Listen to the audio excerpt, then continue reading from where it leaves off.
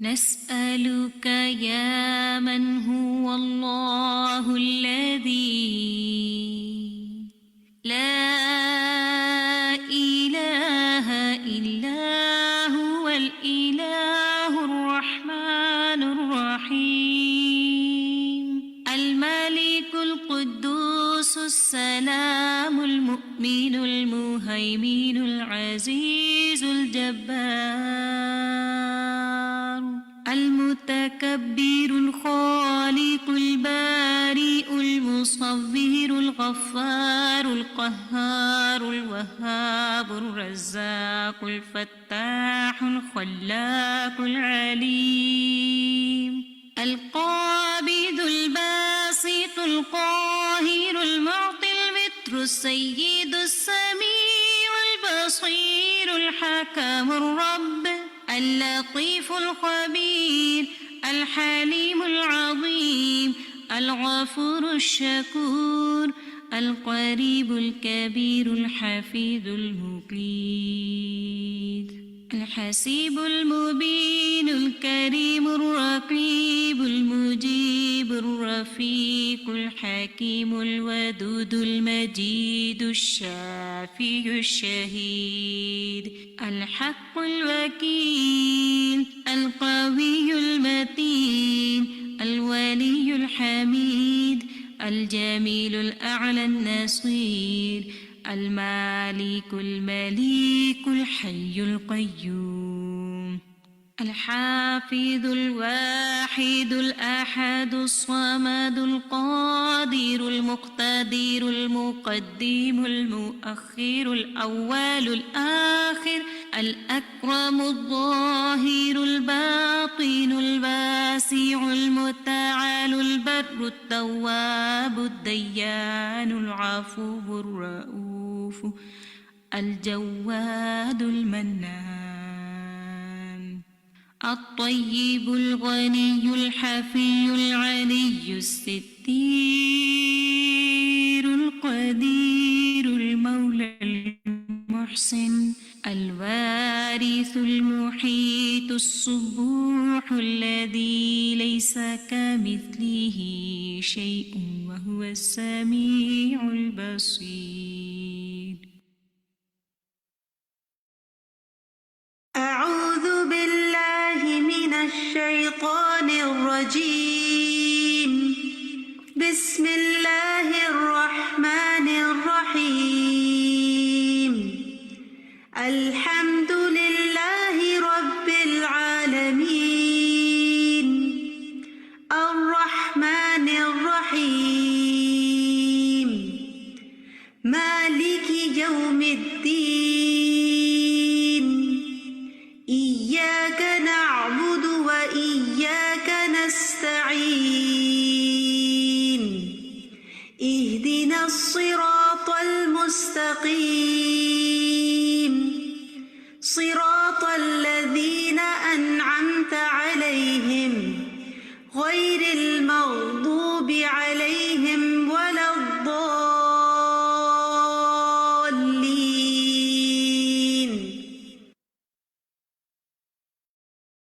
نحمده ونصلي على رسوله الكريم أما بعد فأعوذ بالله من الشيطان الرجيم بسم الله الرحمن الرحيम अहलन व सहलन मरहबा। आइए अल्लाह ताला से दुआ करते हैं कि वो इल्म हासिल करने में हमारी ख़ास मदद फरमाए और हमेशा इल्म के रास्ते का मुसाफिर बनाए रखे। अल्लाहुम्मा रब्बिश्रह ली सदरी व यस्सिर ली अमरी वहलुल उक़दतम मिन लिसानी यफ़क़हू क़ौली। ए अल्लाह मेरा सीना खोल दे, मेरा काम आसान कर दे, मेरी ज़बान की गिरह खोल दे ताकि वो मेरी बात समझ सके। O my Allah, expand for me my chest with assurance and ease for me my task and untie the knot from my tongue that they may understand my speech. Rabbi zidni ilma. ए मेरे रब मेरे इल्म में इजाफ़ा फरमा। My Allah increase me in knowledge. अल्लाहुम्मा फ़क़्क़िहनी फ़िद्दीन। ए अल्लाह मुझे दीन की समझ अता फरमा। O Allah, grant me the understanding of Deen. Allahumma inni as'aluka ilman nafi'a wa rizqan tayyiba wa amalan mutaqabbala. اے اللہ بے شک ہم آپ سے نفع بخش علم، پاکیزہ رزق اور قبول ہونے والے عمل کا سوال کرتے ہیں۔ او اللہ، indeed we ask you for beneficial knowledge, pure sustenance and acceptable deeds. اللهم انفعني بما علمتني وعلمني ما ينفعني وزدني علما۔ اے اللہ مجھے فائدہ دے اس کے ساتھ جو تو نے مجھے سکھایا ہے، اور مجھے سکھا وہ جو میرے لیے فائدہ مند ہے، اور میرے علم میں اضافہ فرما۔ او اللہ، benefit me through what you taught me and teach me what is beneficial for me and increase me in knowledge۔ آمین ثم آمین۔ رسول کریم صلی اللہ علیہ وسلم نے فرمایا، بے شک لوگوں میں سے کچھ اللہ والے ہوتے ہیں۔ اللہ has his own people among mankind. آپ صلی اللہ علیہ وسلم نے سے پوچھا گیا، ان میں سے کون لوگ اللہ والے ہوتے ہیں؟ آپ صلی اللہ علیہ وسلم نے فرمایا، قرآن والے ہی اللہ والے اور اس کے خاص لوگ ہوتے ہیں۔ The people of Quran are the people of Allah and those who are special to him۔ الحمدللہ آپ الہدا ای لرننگ کے پلیٹ فارم سے کورس کر رہے ہیں، جو کہ باقاعدہ سرٹیفکیٹ کورسز آفر کرتا ہے، اور اپنے کورس کا سرٹیفکیٹ حاصل کرنے کے لیے آپ کو اپنے امتحان میں 80% نمبر حاصل کرنے ہوں گے، اور آپ کی اٹینڈنس کا 80% ہونا بھی ضروری ہے۔ کلاس کے بعد اپنے ای لرننگ پورٹل پر اپنی اٹینڈنس لگانا نہ بھولیے۔ آئیے شروع کرتے ہیں۔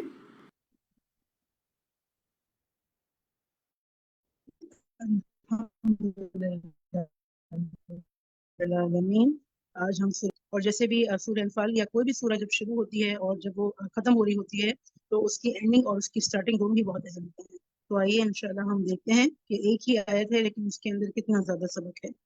اِنَّا بے شک انڈیڈ الذین وہ جو دوز ہو آمنو ایمان لائے بلی وہاجروا اور انہوں نے ہجرت کی اینڈ امیگریٹڈ وجاہدوا اور انہوں نے جہاد کیا اینڈ اسٹروو ہارڈ بِأَمْوَالِهِمْ ساتھ اپنے مالوں with their wealth وَأَنفُسِهِمْ اور اپنی جانوں کے and their lives ساتھ اپنے مالوں اور اپنی جانوں کے فی سبیل اللہ اللہ کے راستے میں in the way of اللہ تو وہ لوگ ان کے لیے کیا ہے والذین اور جنہوں نے and those who gave shelter gave shelter ٹھیک ہے ونصروا اور مدد کی and help اولئک کا یہی لوگ ہیں دوست یعنی یا تو مہاجر امیگریٹ کرنے والے امیگریشن کرنے والے اور دوسرے جو پناہ دیتے ہیں شیلٹر دیتے ہیں جو مائگریٹ جو کر کے آتے ہیں ان کو یہی لوگ ہیں بسم اللہ اولئک یہی لوگ ہیں بعضهم ان میں سے بعض some of them اولیاء دوست ہیں اور allies بعض کے of another والذین اور وہ جو but those who آمنوا ایمان لائے believed ولم یہاجروا اور انہوں نے ہجرت نہیں کی ٹھیک ہے اور نہیں انہوں نے ہجرت کی and did not immigrate ما نہیں ہے it is not لکم تمہارے لیے for you من ولایتہم ان کی دوستی میں سے of their protection من شیئن کوئی بھی چیز in anything حتی یہاں تک کہ until یہاجروا وہ ہجرت کر جائیں they immigrate وَإِن اور اگر and if استنصروکم وہ مدد مانگے تم سے they seek your help فی الدین دین کے معاملے میں in the religion فعلیکم تو تم پر لازم ہے then upon you النصر مدد کرنا is to help them الا مگر except علی قوم اس قوم کے خلاف against a people بینکم درمیان تمہارے between you وبینہم اور درمیان ان کے and between them میثاقن پختہ معاہدہ ہے is a treaty واللہ اور اللہ and اللہ بما اسے جو of what تعملون تم عمل کرتے ہو بصیر خوب دیکھنے والا ہے you do is all see اس کو ہم با محاورہ پڑھتے ہیں انشاءاللہ اعوذ باللہ من الشیطان الرجیم بسم اللہ الرحمن الرحیم اللہم وفقنا لما تحب وترضى جی گروپ 3 آپ ریڈی ہیں ماشاءاللہ جی شرمین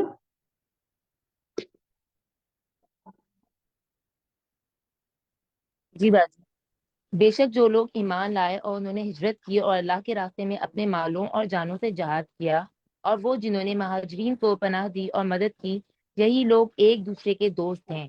اور جو ایمان لائے مگر انہوں نے ہجرت نہیں کی، تمہارے لیے ان کی دوستی میں سے کچھ بھی نہیں یہاں تک کہ وہ ہجرت کر جائیں، اور اگر وہ دین کے معاملے میں تم سے مدد مانگیں تو تم پر مدد کرنا لازم ہے، مگر اس قوم کے خلاف نہیں کہ تمہارے اور ان کے درمیان پختہ معاہدہ ہے، اور جو تم عمل کرتے ہو اللہ اسے خوب دیکھنے والا ہے۔ بارک اللہ، شاباش، بہت اچھا پڑھا ہے جی۔ اب ہم اسی آیت کو انشاءاللہ انگلش میں بھی سمجھتے ہیں جی۔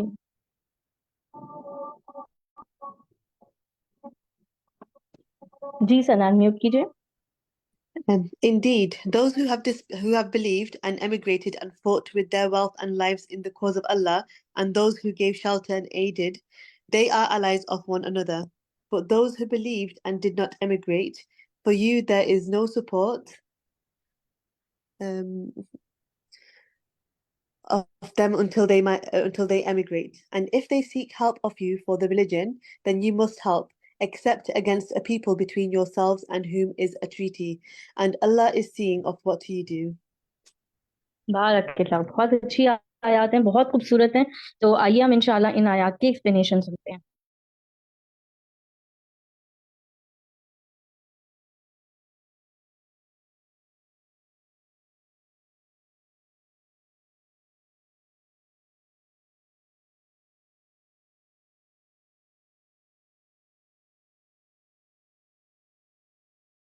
السلام علیکم ورحمۃ اللہ وبرکاتہ۔ نحمده ونصلی علی رسولہ الکریم، اما بعد فاعوذ باللہ من الشیطان الرجیم، بسم اللہ الرحمن الرحیم، رب اشرح لی صدری ویسر لی امری واحلل عقدۃ من لسانی یفقہوا قولی۔ الحمد للہ الذی عم برحمتہ جمیع العباد وخص اہل طاعتہ بالہدایۃ الی سبیل الرشاد ووفقہم بلطفہ الی صالح الاعمال ففازوا ببلوغ المراد۔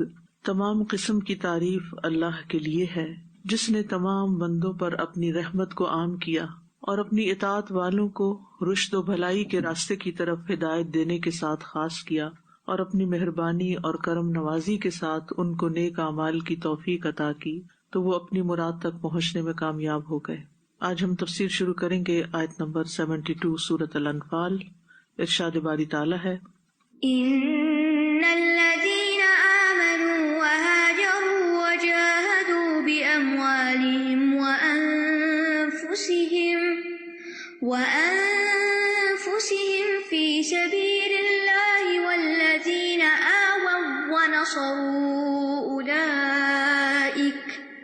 أولئك بعضهم أولياء بعض والذين آمنوا ولم يهاجروا ما لكم من ولايتهم من شيء حتى يهاجروا وإن استنصروكم في الدين فعليكم النصر إلا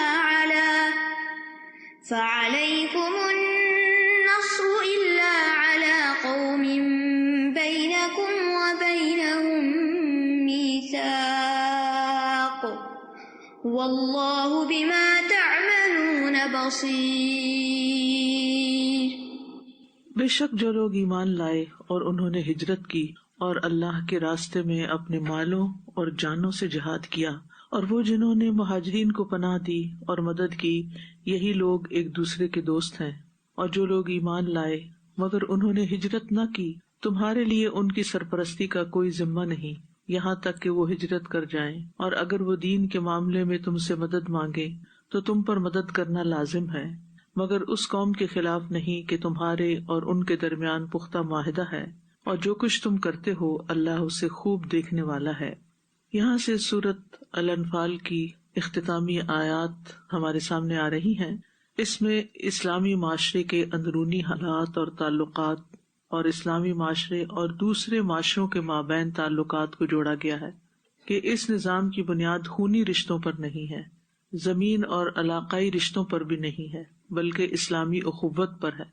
چنانچہ فرمایا کہ جو لوگ ایمان لائے اور وہ اپنا وطن چھوڑ کر دار الہجرت یعنی مدینہ میں آ گئے اور انہوں نے اپنے خونی رشتے کاٹ دیے، اپنی زمین کو چھوڑ دیا، قوم کو چھوڑ دیا اور اپنے مالوں اور اپنی جان کے ذریعے جہاد فی سبیل اللہ کیا، اور وہ لوگ جنہوں نے پناہ دی یعنی مدینہ میں جو انصار ہیں اور امداد دی، وہ ان لوگوں کے قریب ہو گئے۔ یہی لوگ ہیں جو ایک دوسرے کے بھائی، دوست اور ولی ہیں۔ اور وہ لوگ جنہوں نے کافروں کے ساتھ مکہ ہی میں رہنا پسند کیا اور ہجرت نہیں کی، اللہ تعالیٰ کے ہاں ان کا وہ مقام اور مرتبہ نہیں جو مہاجرین و انصار کا ہے۔ ان کے اور مہاجر و انصار کے درمیان کوئی دوستی اور وراثت اللہ نے ثابت نہیں کی جب تک کہ وہ ہجرت کر کے مدینہ نہ آ جائیں، اور اگر یہ لوگ ان کافروں کے خلاف اپنے دین کی حفاظت کے لیے مدد طلب کریں گے اور مسلمانوں اور کفار کے درمیان پہلے سے کوئی معاہدہ نہ ہو تو مسلمانوں پر ان کی مدد کرنا ضروری ہے، کیونکہ بہرحال وہ مسلمان تو ہیں، ہجرت نہیں کی تب بھی مسلمان ہیں۔ تو اس سے واضح ہوتا ہے کہ نبی صلی اللہ علیہ وسلم کے زمانے میں مومنوں کی کئی اقسام تھیں، ان میں سے ہر قسم کے بارے میں حکم کو بیان کیا گیا ہے۔ جہاں تک مومنوں کی پہلی قسم کا تعلق ہے تو یہ مہاجرین اولین ہیں جنہوں نے پہلی ہجرت کی، دوسری قسم وہ ہے جو مدینہ کے رہنے والے انصار ہیں، اور تیسری قسم وہ ہے جنہوں نے ہجرت ہی نہیں کی، مکہ میں ہی رہے، اور مومنوں کی چوتھی قسم وہ تھی جنہوں نے صلح حدیبیہ کے بعد ہجرت کی تھی، صلح حدیبیہ اور مکہ فتح ہونے کے بیچ میں۔ تو ان الذین آمنوا وہاجروا وجاہدوا باموالہم وانفسہم فی سبیل اللہ، بے شک وہ لوگ جو ایمان لائے، نمبر 1، نمبر 2 انہوں نے ایمان لا کر ہجرت بھی کی، اور نمبر 3 انہوں نے جہاد بھی کیا، مال سے بھی کیا، جان سے بھی کیا اللہ کے راستے میں، کیونکہ اصل جہاد وہی ہوتا ہے جو اللہ کے راستے میں ہو، کسی اور غرض سے نہ ہو۔ تو یہ صحابہ مہاجرین کہلاتے ہیں، یہ کیٹیگری مہاجرین کی ہے جو فضیلت میں اول نمبر پر ہیں، ان کا درجہ اور مقام سب سے بڑھ کر ہے۔ تو وہ ایمان لائے یعنی جیسا ایمان لانے کا حق ہے، ہجرت کی یعنی اپنے گھروں اور وطن کو، مالوں کو چھوڑ دیا، ہر قیمتی چیز کو چھوڑ دیا تاکہ مشرکین کے فتنے سے اپنے آپ کو بچا لیں، اپنے ایمان کی حفاظت کریں اور اپنے دین کی نشر و اشاعت کر سکیں۔ جیسا کہ آپ جانتے ہیں کہ اسلام سے پہلے باہمی حمایت اور نصرت اس کی بنیاد خاندانی اور قبائلی رشتوں پر ہوتی تھی، یعنی قبائلی عصبیت عام تھی کہ جو میرے قبیلے کا شخص ہے چاہے وہ غلط کام بھی کرے پھر بھی میں اس کی مدد کروں گا۔ عربی کا ایک شاعر کہتا ہے وَهَلْ أَنَا مِنْ غَزِيَّةَ إِنْ غَوَتْ غَوَيْتُ وَإِنْ تَرْشُدْ غَزِيَّةَ أَرْشُدِي، میرا تعلق غزیہ قبیلے سے ہے، هَلْ أَنَا إِلَّا مِنْ غَزِيَّةٍ، کیا میں غزیہ سے نہیں ہوں؟ ان غوت، اگر وہ گمراہ ہوا، غویت، میں بھی گمراہ ہوں، میں بھی گمراہی اختیار کروں گا کیونکہ میرا قبیلہ گمراہ ہے، میں نے قبیلے کے پیچھے جانا ہے۔ وَإِن تَرْشُدْ غَزِيَّةَ أَرْشُدِي، اور اگر غزیہ قبیلے نے ہدایت پائی، ارشدی، تو میں بھی ہدایت کے راستے پہ چلوں گی۔ اس درجے کی یعنی جاہلیت کے طور طریقوں پر ان کی آپس کی بانڈنگ تھی۔ تو قبائلی، خاندانی، حسب نسب کی بنیاد پر، ایک زمین اور علاقے کی بنیاد پر اسلام نے آ کر یہ ساری بنیادیں ختم کر دی اور ایک ہی بنیاد رکھی رشتوں کی، اور وہ کیا تھی؟ ایمانی، خون کے رشتے اور ایمان کے رشتے، بس باقی کچھ نہیں۔ تو مہاجرین کی فضیلت سورۃ التوبہ میں بھی بیان ہوتی ہے، آیت نمبر 20 میں، الذین آمنوا وہاجروا وجاہدوا فی سبیل اللہ باموالہم وانفسہم اعظم درجۃ عند اللہ واولئک ھم الفائزون، جو لوگ ایمان لائے اور انہوں نے ہجرت کی اور اللہ کے راستے پہ اپنے مالوں اور جانوں سے جہاد کیا، اللہ کے ہاں درجے میں زیادہ بڑے ہیں اور یہی لوگ کامیاب ہیں۔ تو ایمان لا کر، ایمان میں اولیت اور پھر ہجرت، یہ دو چیزیں ایسی تھی جنہوں نے ان کا درجہ بہت بڑھا دیا۔ سورۃ النساء میں پڑھا ہوگا آپ نے، وَمَن يُهَاجِرْ فِي سَبِيلِ اللَّهِ يَجِدْ فِي الْأَرْضِ مُرَاغَمًا كَثِيرًا وَسَعَةً وَمَن يَخْرُجْ مِن بَيْتِهِ مُهَاجِرًا إِلَى اللَّهِ وَرَسُولِهِ ثُمَّ يُدْرِكْهُ الْمَوْتُ فَقَدْ وَقَعَ أَجْرُهُ عَلَى اللَّهِ وَكَانَ اللَّهُ غَفُورًا رَحِيمًا۔ اور وہ شخص جو اللہ کے راستے میں ہجرت کرے وہ زمین میں پناہ کی بہت سی جگہ اور بڑی وسعت پائے گا، اور جو اپنے گھر سے اللہ اور اس کے رسول کی طرف ہجرت کرتے ہوئے نکلے پھر اسے موت پا لے تو بے شک اس کا اجر اللہ پر ثابت ہو گیا، اور اللہ ہمیشہ سے بے حد بخشنے والا نہایت مہربان ہے۔ قیامت کے دن مہاجرین کا اجر کیا ہوگا؟ مسند احمد کی روایت میں آتا ہے، عبداللہ بن عمرو بن العاص رضی اللہ عنہما سے روایت ہے کہ ہم ایک دن رسول اللہ صلی اللہ علیہ وسلم کے پاس تھے. اس وقت سورج طلوع ہو رہا تھا، تو رسول اللہ صلی اللہ علیہ وسلم نے فرمایا، قیامت کے دن میری امت کے کچھ لوگ اس طرح آئیں گے کہ ان کا نور سورج کی روشنی کی طرح ہوگا، اتنے چمکتے چہرے ہوں گے. ہم نے پوچھا، یا رسول اللہ وہ کون لوگ ہوں گے؟ آپ نے فرمایا، فقراء مہاجرین، جن کے ذریعے ناپسندیدہ امور سے بچا جاتا ہے، یعنی ہر کام میں آگے ہوتے ہیں، حاضر ہوتے ہیں. ان میں سے کچھ لوگ اپنی ضروریات اپنے سینے میں ہی لے کر فوت ہو جاتے ہیں، انہیں زمین کے کونے کونے سے جمع کر لیا جائے گا، یعنی جنہوں نے اپنی خواہشات کو پیچھے کر دیا اور دین کی خدمت کے لیے اپنا سب کچھ لگا دیا. سنن ابن ماجہ کی روایت ہے، بے شک فقیر مہاجر مالداروں سے 500 سال پہلے جنت میں داخل ہو جائیں گے. دوسرے نمبر پر جن کا درجہ اور مقام ہے وہ ہے انصار. والذین آووا ونصروا، وہ لوگ جنہوں نے پناہ دی اور مدد کی. یہ دوسرا گروہ انصار کا ہے. یہ عہد نبوی کی اقسام میں سے دوسری قسم کے مومنوں کے بارے میں بیان ہے، اور یہ مدینہ کے انصار ہیں جنہوں نے مہاجرین بھائیوں کے لیے اپنے دلوں کو کھول دیا، اپنے گھروں کو کھول دیا، اپنی جائیدادوں کو، اپنے کاروباروں کو، ان کا بہترین طریقے سے استقبال کیا، ان کو اپنے گھروں پہ رہائش دی، اپنے مال ان پہ خرچ کیے، اپنی ذات پر ان کو ترجیح دی، اور ان کے دشمن کے خلاف ان کی مدد کی، یعنی مکہ والوں کے خلاف لڑائی کی.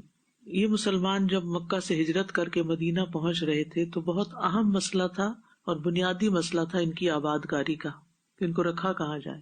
کوئی وہاں کوئی اتنے ہاؤسنگ تو نہیں تھی، کوئی گھر تو نہیں تھے، کوئی کاروبار نہیں تھے، کچھ نہیں تھا، اور مدینہ کو بہت بڑا شہر نہیں تھا. تو ان کا معاش کیا ہوگا، ان کا رہنا کہاں ہوگا؟ اس مسئلے کو حل کرنے کے لیے نبی صلی اللہ علیہ وسلم نے مہاجرین اور انصار کے بیچ میں مواخات قائم کی، یعنی بھائی چارہ، ایک کو دوسرے کا بھائی بنا دیا. اور یہ آپ نے خود لوگوں کو یعنی کہ بڈیز بنایا اور ان کو ایک دوسرے کے ساتھ ٹھہرایا. تو مدینہ کا ہر مسلمان کا گھر ایک طرح سے مہمان خانہ بن گیا. کس کا؟ مہاجرین کا.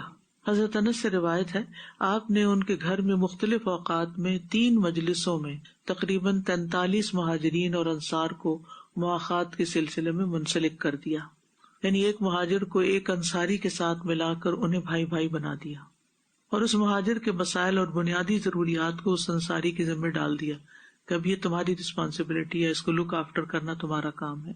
انصار نے بہت خوش دلی کے ساتھ اس کو قبول کیا، اور پھر یہ بھائی چارہ اور ولایت اس درجے تک بڑھی کہ اصلی وارثوں کو چھوڑ کر یہی بھائی ایک دوسرے کے ولی اور وارث بن گئے. تو انصار کی بھی بہت خدمتیں ہیں، اس لیے ان کی بھی فضیلت ہے. ابو قتادہ کہتے ہیں، میں نے رسول اللہ صلی اللہ علیہ وسلم کو منبر پر انصار کے متعلق فرماتے ہوئے سنا کہ خبردار، لوگ میرے اوپر کا کپڑا ہے اور انصار میرے نیچے کا، یعنی اندر کا جو جسم سے ملا ہوتا ہے. اگر لوگ ایک وادی میں چل رہے ہوں اور انصار ایک پہاڑی گھاٹی پر، تو میں انصار کی گھاٹی پہ چلوں گا. یعنی آپ نے ان کو اتنی محبت دی، انہوں نے آنے والوں کی قدر کی اور آپ نے ان کی قدر کی، کیونکہ کوئی بھی ریلیشن دو طرفہ ہی ہوتا ہے. ایک اور روایت میں آتا ہے، انس بن مالک کہتے ہیں کہ رسول اللہ صلی اللہ علیہ وسلم ہمارے پاس تشریف لائے اور فرمایا، آگاہ ہو جاؤ، ہر آدمی کی میراث اور جاگیر ہوتی ہے، میری میراث اور جاگیر انصار ہیں، ان کے بارے میں میرا خیال رکھنا، یعنی میرے بعد بھی ان کا خیال رکھنا. ایک اور روایت میں محمد بن جبیر بن مطعم اپنے والد جبیر سے روایت کرتے ہیں کہ ہم رسول اللہ صلی اللہ علیہ وسلم کے ساتھ شاہراہ مکہ پر تھے، یعنی مکہ کی طرف جاتے ہوئے آپ فرما رہے تھے، یمن کے لوگ تمہارے پاس آئیں گے، گویا کہ وہ بادل ہیں اور اہل زمین میں سے سب سے بہترین لوگ ہیں، یعنی بہت عمدہ اخلاق والے، حکمت والے. وہ ایک روایت میں آتا نا کہ الحکمت یمان والفقہ یمان، کہ حکمت اور فقہ جو ہے، یہ دین کی سمجھ جو ہے، وہ یمنیوں کے اندر ہے. تو ہر علاقے کے لوگوں کی کچھ خصوصیات، کچھ کیریکٹرسٹکس ہوتے ہیں، تو یمنیوں کی آپ نے تعریف کی. ایک انصاری آدمی نے کہا، اے اللہ کے رسول، کیا ہم نہیں؟ What about us؟ یہ ہیومن سائیکالوجی کہ جب کسی کی تعریف ہو رہی ہو تو انسان اپنے بارے میں سوچنے لگتا ہے کہ میری کیوں نہیں ہو رہی. آپ خاموش رہے. اس نے پھر کہا، اے اللہ کے رسول، کیا ہم سب سے بہتر نہیں؟ آپ پھر خاموش رہے. اس نے پھر کہا، اے اللہ کے رسول، کیا ہم سب سے بہتر نہیں؟ آپ نے تیسری دفعہ پست آواز میں فرمایا، سوائے تمہارے. نبی صلی اللہ علیہ وسلم نے انصار کے لیے دعا بھی کی. غزوہ حنین سے واپسی پہ فرمایا، اگر ہجرت نہ ہوتی تو میں انصار کا ایک شخص ہوتا، انصار میں سے ہوتا. اگر سب لوگ ایک راستے سے جائیں اور انصار دوسرے سے، تو میرا راستہ وہی ہوگا جو انصار کا ہے. انصار مغز ہیں اور تمام لوگ چھلکا ہیں، یعنی جیسے بادام کا چھلکا ہوتا ہے اور اندر کا مغز ہوتا ہے. آپ نے دعا فرماتے ہوئے فرمایا، اے اللہ انصار پر رحم فرما، انصار کی اولاد پر رحم فرما، انصار کی اولاد پر رحم فرما. یعنی اتنی امپورٹنس ان کو دی. تو آپ دیکھیے کہ جب کوئی اسلام کے لیے قربانی کرتا ہے، اپنی خدمات پیش کرتا ہے، تو پھر وہ حقدار ہوتا ہے دعاؤں کا، اور اس کو انسان اور کچھ نہیں تو کم از کم دعا تو دے سکتا ہے دل سے. تو نبی صلی اللہ علیہ وسلم نے انصاریوں کے لیے دعا کی ہوئی ہے. آپ صلی اللہ علیہ وسلم انصار سے ملاقات کرتے، ان کے بچوں کو سلام کرتے، ان کے سروں پہ ہاتھ پھیرتے. یعنی صرف بڑوں کو ہی اہمیت نہیں دیتے تھے، بچوں کو بھی اہمیت دیتے تھے، اور ان سے پیار سے معاملہ کرتے. اور ان کو یعنی وہ جو اجنبیت اور وہ جو عام طور پر لوگوں کے درمیان ایک تعصب پایا جاتا ہے کہ اس لینڈ کے ہم وارث ہیں اور یہ باہر سے کہاں سے آ گئے لوگ. اور آپ کو معلوم ہے کہ جب بہت سے لوگ انڈیا سے پاکستان ہجرت کر کے آئے تھے تو وہ بھی مہاجر کہلائے. اور اکثر علاقوں میں مجھے یاد ہے کہ ہمارے گھر کے بھی قریب کچھ ایسے لوگ تھے، اور چونکہ میری پیدائش 57 کی ہے تو 6-7 سال کی ہوگی، تو ابھی پاکستان بنے چند سال ہی گزرے تھے. تو ان لوگوں کے حالات اتنے اچھے نہیں تھے، لیکن میں دیکھتی تھی کہ دوسرے لوگ ان کی اتنی قدر نہیں کرتے تھے یا ان کی ایسی مدد نہیں کرتے تھے جو لوکلز تھے، پہلے سے ہی وہاں رہ رہے تھے، جیسے پنجابی جو اسی علاقے کے رہنے والے تھے. تو وہ جب بھی کوئی بات ہوتی ہے وہ فلاں مہاجر ہیں، یعنی جیسے سیکنڈ کلاس لوگ ہیں، کوئی اس طرح کا تعصب ہوتا. تو یہ چیزیں نہیں ہونی چاہیے. ظاہر ہے کہ انہوں نے اپنی جائیدادیں، اپنے گھر، اپنے وطن، اپنا سب کچھ چھوڑ کے تو یہاں قسم و پرسی کی حالت میں تھے. ابتدائی 10-15-20 سال تو بہت مشکل حالات میں لوگوں نے گزارے، پھر آہستہ آہستہ انہوں نے اپنے آپ کو اسٹیبلش کیا، اور پھر اتنے ماشاءاللہ کئی لوگ تو لوکل سے بھی بہت آگے نکل گئے. تو یہ چیزیں بچپن کی ہماری بھی دیکھی ہوئی ہیں، اور اکثر ملکوں میں یہی ہوتا ہے کہ لوگوں کے درمیان پھر جغرافیائی فاصلے اور نفرتیں اور ایک دوسرے سے تعصب اور ایک دوسرے سے میل جول نہیں. تو کوئی بھی مسلمان ہو، یہاں کینیڈا میں بھی رہتے ہوئے بھی آپ دیکھیں، ٹھیک ہے لوگوں نے ضرورتاً اپنی مسجدیں الگ بنائی ہوئی، یہ گائنیز کی مسجد ہے، یہ بنگالیز کی مسجد ہے، یہ فلاں کی مسجد ہے. انگلینڈ میں تو یہ چیز بہت ہی زیادہ ہے، یہاں الحمدللہ کم ہے، پھر بھی یہ عربوں کی مسجد ہے. یعنی اس طرح مسجدیں پہچانی جاتی ہیں. ٹھیک ہے وہ لوگ کمفرٹیبل ہوتے ہیں، ایک جیسے بیک گراؤنڈ سے جو تعلق رکھتے ہیں، زبان کے بیریئر ختم ہو جاتے ہیں، لیکن ہمارا اصل رشتہ جو ہے وہ ایمان کا رشتہ ہونا چاہیے. جی ابھی جیسے اتنے ہم اگر دیکھیں تو کتنے مہاجر کتنے ڈفرینٹ ملکوں سے آئے ہیں، روہینیا سے آئے اور لائک دیٹ سیرینز کتنے. مسلمانوں نے ان کے لیے اپنے ملک ہی نہیں کھولے، وہ تو ریفیوجی کیمپس میں ہی رہتے رہے، اور اگر کھولا بھی تھوڑا بہت تو وہ نان مسلم کنٹریز نے کھولا. It is so sad when you look at that کہ مسلمانوں نے ان کے بارڈرز بند کر دیے کہ یہ اندر ہی نہ. انصار نے قربانی بھی بہت کی، یعنی کسی کے لیے اپنا گھر کھولنا، اپنے بزنس میں اس کو شریک کرنا. جن کے دلوں میں دنیا کی محبت ہو وہ یہ سب کچھ نہیں کر سکتے. یہ صرف اور صرف دین کی محبت کی وجہ سے انسان ایک دوسرے پر اپنی جان، مال اور وقت لگا سکتا ہے. انس رضی اللہ عنہ کہتے ہیں ہمارے پاس عبد الرحمن بن عوف آئے تو نبی صلی اللہ علیہ وسلم نے ان کے اور سعد بن ربیع کے درمیان سلسلہ مواخات قائم کر دیا. سعد رضی اللہ عنہ باثروت انسان تھے، یعنی امیر انسان تھے، اور عبد الرحمن بن عوف بھی مکہ میں بہت بڑے تاجر تھے. مجھے یعنی یہ پڑھ کے یوں محسوس ہوتا ہے کہ آپ صلی اللہ علیہ وسلم نے جب مواخات قائم کی تو کچھ کامن گراؤنڈز کو بھی دیکھا. انہوں نے کہا انصار جانتے ہیں کہ میں ان سب سے زیادہ مالدار ہوں. اصل میں اس چیز کا لحاظ رکھنا، جیسے شادی کے موقع پر بھی لوگ عام طور پر جیسے خاندان یا وہ ساری چیزیں دیکھتے ہیں کہ میچ کرتی ہیں یعنی یا کس حد تک ایڈجسٹمنٹ ہو سکتی ہے. ایک لحاظ سے ضروری بھی ہوتی ہیں کیونکہ بعض اوقات ایڈجسٹمنٹ مشکل ہو جاتی ہے جب بہت زیادہ ڈفرنس ہوتا ہے دو کلچرز کے بیچ میں، یا رکھ رکھاؤ یا انداز یا رہن سہن میں، ایون کھانے پینے کے انداز میں، اور بھی چیزیں ہو جاتی ہیں. آج ہی ہماری ایک ساتھی بتا رہی تھی کہ لاہور میں ایک کالج ہے تو وہاں پر انڈر پریویلیج بچوں کو فری ایجوکیشن دی جاتی. تو انہوں نے الہدا سے رابطہ قائم کیا کہ آپ ہمارے بچوں کو آ کے کچھ اخلاقیات بتائیں، کیونکہ یہ تعلیم تو حاصل کرتے جا رہے ہیں، ان میں اخلاقیات نہیں. یہاں سے جو بچے پڑھ کے فارغ ہوتے ہیں، جب ان کو کوئی جاب مل جاتی ہے اپنی ڈگری کی بنیاد پر، تو مہینے ڈیڑھ کے بعد ہی فارغ کر دیے جاتے ہیں، کیونکہ کوئی مینرز نہیں، کوئی رکھ رکھاؤ نہیں، کوئی سلیقہ نہیں، کوئی طریقہ نہیں. ظاہر ہے کہ اگر کچی بستیوں سے آپ بچوں کو اٹھا کے لاتے ہیں اور آپ ان کو پڑھاتے ہیں تو بعض اوقات کتابیں تو رٹ لیتے ہیں اور ذہین بھی بہت ہوتے ہیں، پڑھ کے آگے نکل جاتے ہیں، لیکن زندگی گزارنے کا طریقہ سلیقہ نہیں آتا. یہ بھی بڑا اہم ہوتا ہے. یعنی کوئی بھی شخص صرف مال کی بنیاد پہ ترقی نہیں کرتا، زندگی کے اور بھی کچھ تقاضے ہوتے ہیں کہ جن کو دیکھنا چاہیے.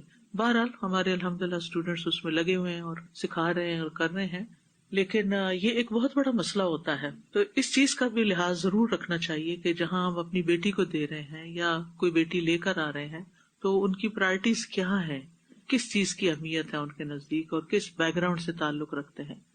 تو نبی صلی اللہ علیہ وسلم نے ان کو حضرت سعد کا ساتھی بنا دیا.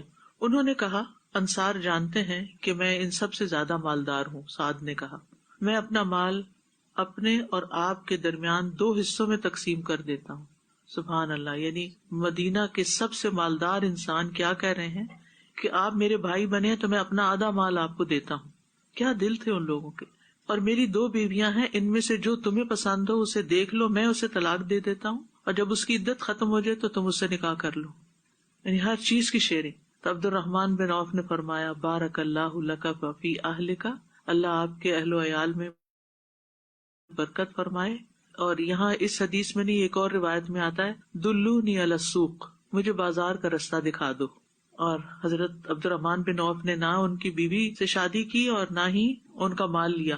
وہ بھی بہت غیرت والے تھے، وہ اس لیے وہاں سے اپنا سب کچھ چھوڑ کے نہیں آئے تھے کہ وہ یہاں آ کے لوگوں کے مال بٹورے. یعنی ان کی بھی نیت یہ نہیں تھی کہ وہ مدینہ میں مال کی خاطر آئے تھے، یا مکہ میں کوئی چیز ان کے پاس تھی نہیں تو چلو مدینہ چلتے ہیں وہاں جا کے کچھ کمائی کر لیں گے. وہ اس لیے نہیں آئے تھے. آج کل تو آپ دیکھیں امیگریشن یا مائگریشن عموماً انہی بنیادوں پہ ہوتی ہے. یہاں کم کمائی ہے تو چلے باہر جاتے ہیں، کسی ملک میں زیادہ بہتر جاب ہوگی. تو وہ ایک الگ قصہ ہے. تو کہتے ہیں کہ کچھ ہی دنوں میں حضرت عبد الرحمن بن عوف نے جو کاروبار شروع کیا اس میں اللہ نے اتنی برکت دی کہ انہوں نے شادی بھی کر لی. تو نبی صلی اللہ علیہ وسلم نے ان کو دیکھا کہ شادی کے آثار ان پہ نظر آ رہے ہیں. تو آپ نے پوچھا کہ تم نے شادی کر لی؟ تو انہوں نے کہا جی ہاں. تو بیوی کو کیا مہر میں دیا ہے؟ تو انہوں نے کہا کہ 1 کھجور کی گٹلی برابر سونا دیا ہے. یعنی اتنا کچھ کما چکے تھے کہ مہر بھی دے سکتے تھے اور اپنا گزارا بھی کر سکتے تھے. یعنی بیوی کو رکھ بھی سکتے. ظاہر ہے بیوی کو لا کے تو بیوی کو پھر گھر بھی چاہیے، کسی اور کے گھر میں تو نہیں لے جا سکتے تھے. تو اینی ہاؤ ان لوگوں کے اخلاق، اور اللہ نے ایسے ہی نہیں ان کو چنا تھا. اللہ تعالیٰ دل دیکھتا ہے لوگوں کی، شکلیں نہیں دیکھتا، دل دیکھتا ہے کہ کس دل کے مالک لوگ ہیں، ان کے اندر نیت اور ارادہ کس چیز کا، یہ چاہتے کیا ہیں.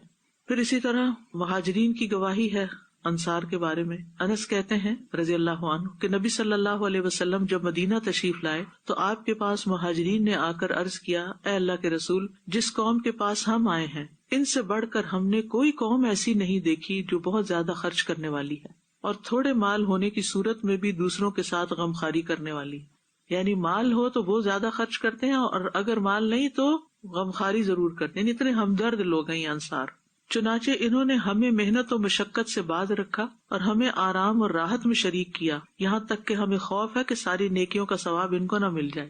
تو نبی صلی اللہ علیہ وسلم نے فرمایا بات ایسی نہیں، جب تک تم لوگ اللہ سے ان کے لیے دعائے خیر کرتے رہو گے اور ان کا شکریہ ادا کرتے رہو گے تو تم بھی نیکیوں میں شریک رہو گے.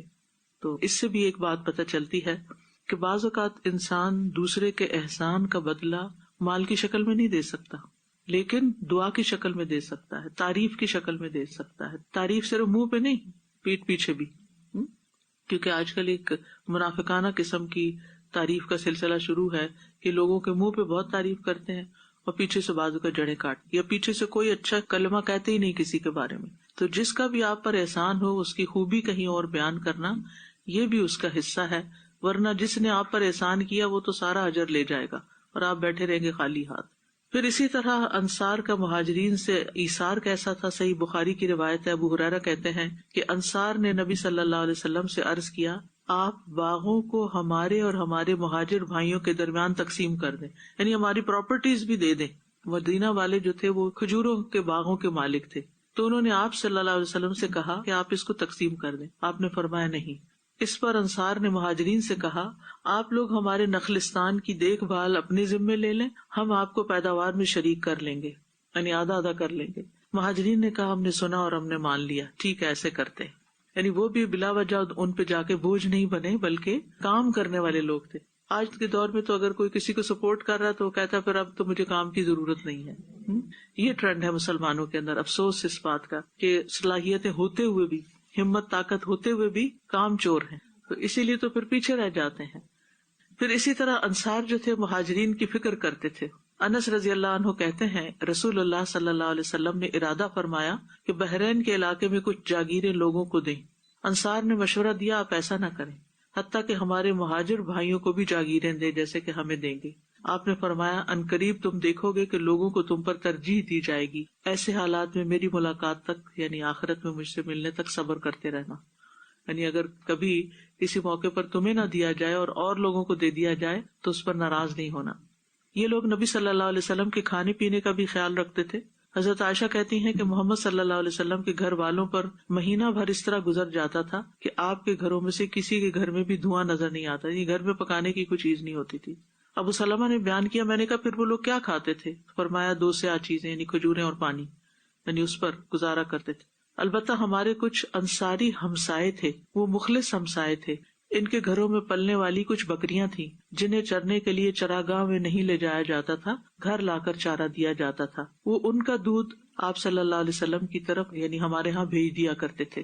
تو راوی کہتے ہیں کہ وہ 9 گھر تھے، یعنی 9 گھروں میں 9 ازواج تھی نا آپ کی، 9 گھر تھے آپ کے، تو ان سب میں وہ انصاری پہ دودھ بھیج دیا کرتے تھے. انصار کی عورتیں جو تھیں وہ مہاجرین کی خدمت گزار بھی تھیں. ام علا کہتی ہیں، جو ایک انصاری خاتون ہیں، انہوں نے نبی صلی اللہ علیہ وسلم سے بیعت بھی کی تھی. وہ کہتی ہیں کہ جب انصار نے مہاجرین کی میزبانی کے لیے قرہ اندازی کی تو عثمان بن مظعون ان کے حصے میں آئے. ام علا کہتی ہیں کہ عثمان ہمارے پاس آ کر بیمار ہو گئے تو میں نے ان کی خوب دیکھ بھال کی، لیکن وہ فوت ہو گئے. یعنی مہاجر تھے لیکن فوت ہو گئے، اور ام علا کے گھر ٹھہرے تھے اور بیمار تھے، اور وہ ان کی تیمارداری کرتی نہیں، ان کا خوب خیال رکھتے ہیں، کیونکہ ان کی اپنی فیملی تو ساتھ نہیں تھی کہ کوئی اور ان کی ٹیک کیئر کرتا. فرمایا اولئک بعضهم اولیاء بعض، یہی وہ لوگ ہیں جو ایک دوسرے کے باہم اولیاء ہیں. بعضهم اولیاء، اولیاء یعنی ولی کا لفظ جو ہے نا، یہ دراصل عربی زبان میں بہت وسیع المعنی ہے، کئی معنوں میں استعمال ہوتا ہے. یہ سارے معنی لکھ لیجیے، اور ہر جگہ ایک معنی نہیں آتا. دوست، حمایتی، مددگار، سرپرست، وارث اور قریبی رشتہ دار، ان سب معنوں میں استعمال ہوتا ہے. اس سے مراد عموماً ایسا شخص ہوتا ہے جو کسی کی موت یا مصیبت کے وقت کی مدد یا دیت کی ادائیگی یا وراثت کے لحاظ سے سب سے قریب تر ہو. یعنی رشتہ دار بھی ہو سکتا ہے اور غیر رشتہ دار بھی ہوتا ہے. تو یہاں ولایت سے مراد عمومی ولایت ہے، ٹھیک ہے، جو باہمی مدد اور نصرت اور ایک دوسرے کی وراثت حاصل کرنے پر مشتمل ہے. عمومی مدد جو انصار اور مہاجرین کے درمیان مواقعات کی وجہ سے ہوئی. اولئک بعضهم اولیاء بعض، یہ ایک دوسرے کے دوست ہیں، حمایتی ہیں، مددگار کے معنوں میں کہہ لیں، یعنی یہ ایک دوسرے کے اصل مددگار ہیں. ابن عباس کہتے ہیں کہ جب مہاجرین مدینہ آئے تو مہاجر اپنے انصاری بھائی کا وارث ہوتا تھا ابتدا میں، یعنی اگر انصاری فوت ہو جائے تو مہاجر وراثت میں حصہ لیتا تھا، اور انصاری کے رشتہ داروں کو ترکے سے حصہ نہیں ملتا تھا، کیونکہ نبی صلی اللہ علیہ وسلم نے ان کے درمیان مواخات کرا دی تھی. پھر جب یہ آیت اتری وَلِكُلٍّ جَعَلْنَا مَوَالِيَ، پیچھے آپ پڑھ چکے، ہم نے ہر ایک کے وارث بنا رکھے ہیں، مما ترک الوالدان والاقربون، تو یہ حکم منسوخ ہو گیا. پھر مہاجرین انصار کے وارث نہیں بنتے تھے. تو مواخات جو ہے نا 2 دفعہ ہوئی تھی. ایک تو مکہ میں جو صرف مہاجرین کے بیچ میں ہوئی تھی، اس کی کیا ضرورت پڑی تھی؟ کچھ خیال سمجھ آتی ہے بات؟ مکہ میں مواخات کی کیا ضرورت تھی؟ ایک دوسرے کو پروٹیکٹ کرنے کے لیے، کیونکہ وہاں پر کسی خاندان سے کوئی بچہ آ رہا ہے، کسی سے کوئی عورت آ رہی ہے، کسی سے کوئی مرد آ رہا ہے، فیملیز ان کو پھر بین کر دیتی تھی، ابینڈن کر دیتی تھی. تو پھر مسلمان آپس میں ایک دوسرے کو سنبھال لیتے. اور مدینہ میں پھر مہاجرین اور انصار کے درمیان ہوئی، اور یہ تعلق حقیقی بھائیوں جیسا بلکہ اس سے بھی زیادہ گہرا تعلق تھا، حتیٰ کہ مرنے پر جائیداد کا مالک بن جاتا ابتدا میں. مورخین کہتے ہیں کہ مدینہ میں 90 یا 100 بندوں کے درمیان مواخات ہوئی تھی. والذین آمنوا ولم یہاجروا، اب ایک تیسری کیٹیگری آ رہی، ایمان تو لے آئے ہیں، مسلمان ہو گئے لیکن ہجرت نہیں کی. ما لکم من ولایتہم من شیء حتی یہاجروا، یعنی یہ لوگ جو ایمان لانے کے بعد اپنے قبیلوں اور علاقوں میں ہی رہتے ہیں، ان کی ولایت یعنی یا وراثت کے معنوں میں ہوگا یا مدد کے معنوں میں بھی ہو سکتا ہے کہ نہ تم ان کے وارث ہو نہ وہ تمہارے وارث بن سکتے ہیں. ٹھیک ہے، یعنی وہ لوگ جنہوں نے نبی صلی اللہ علیہ وسلم کے زمانے میں مدینہ کی طرف ہجرت نہیں کی، اپنے علاقوں کو چھوڑ کر نہیں آئے، تو پھر ان کی مدد کرنا اگر وہ کسی مشکل میں پڑ گئے ہیں تو تمہارے حصے میں نہیں آتا کہ تم پہنچو ان کے گھر، وہاں ایک شخص جمامہ میں رہتا ہے اور مسلمان ہو گیا اور ہجرت کر کے نہیں آیا اور وہاں پر کوئی مسئلہ ہو گیا ہے تو اب مدینہ سے کوئی فوج نہیں بھیجی جائے گی ان کے لیے. ٹھیک ہے, یعنی اے مومنو تم لوگ ان کی مدد اور نصرت کے ذمہ دار نہیں ہو, نہ تمہارے درمیان وراثت جائز ہے, نہ ان کے لیے مال غنیمت میں کوئی حصہ ہے. ٹھیک ہے, جب تک کہ وہ ہجرت کر کے آ نہ جائیں.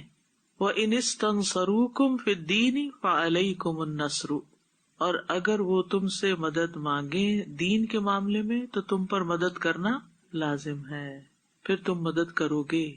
دین کے معاملے میں مدد کرنی ہوگی, یعنی اگر ان کے ذاتی لڑائی جھگڑے ہیں کوئی تو تم نہیں جاؤ گے, لیکن اگر دین کے معاملے میں ان کو کوئی ستا رہا ہے تو پھر تم ان کی مدد کے لیے جاؤ گے.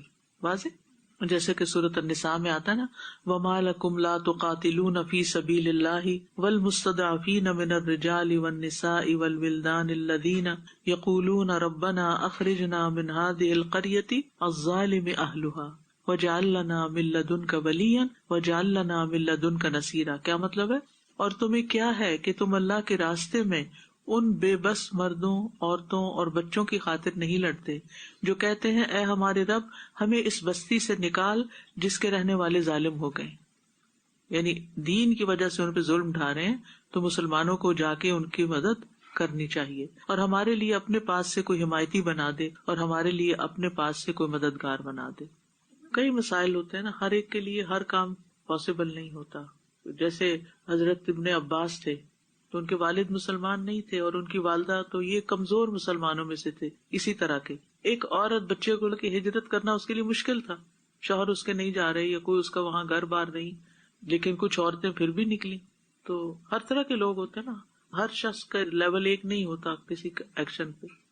الا علی قوم بینکم وبینہم میثاق, سوائے اس کے کہ کسی ایسی قوم کی طرف تم جاؤ جنگ کرنے کہ تمہارے اور ان کے درمیان پہلے سے ہی معاہدہ ہے جنگ نہ کرنے کا, جیسے صلح حدیبیہ ہوا, تو پھر تو تم نہیں جا سکتے.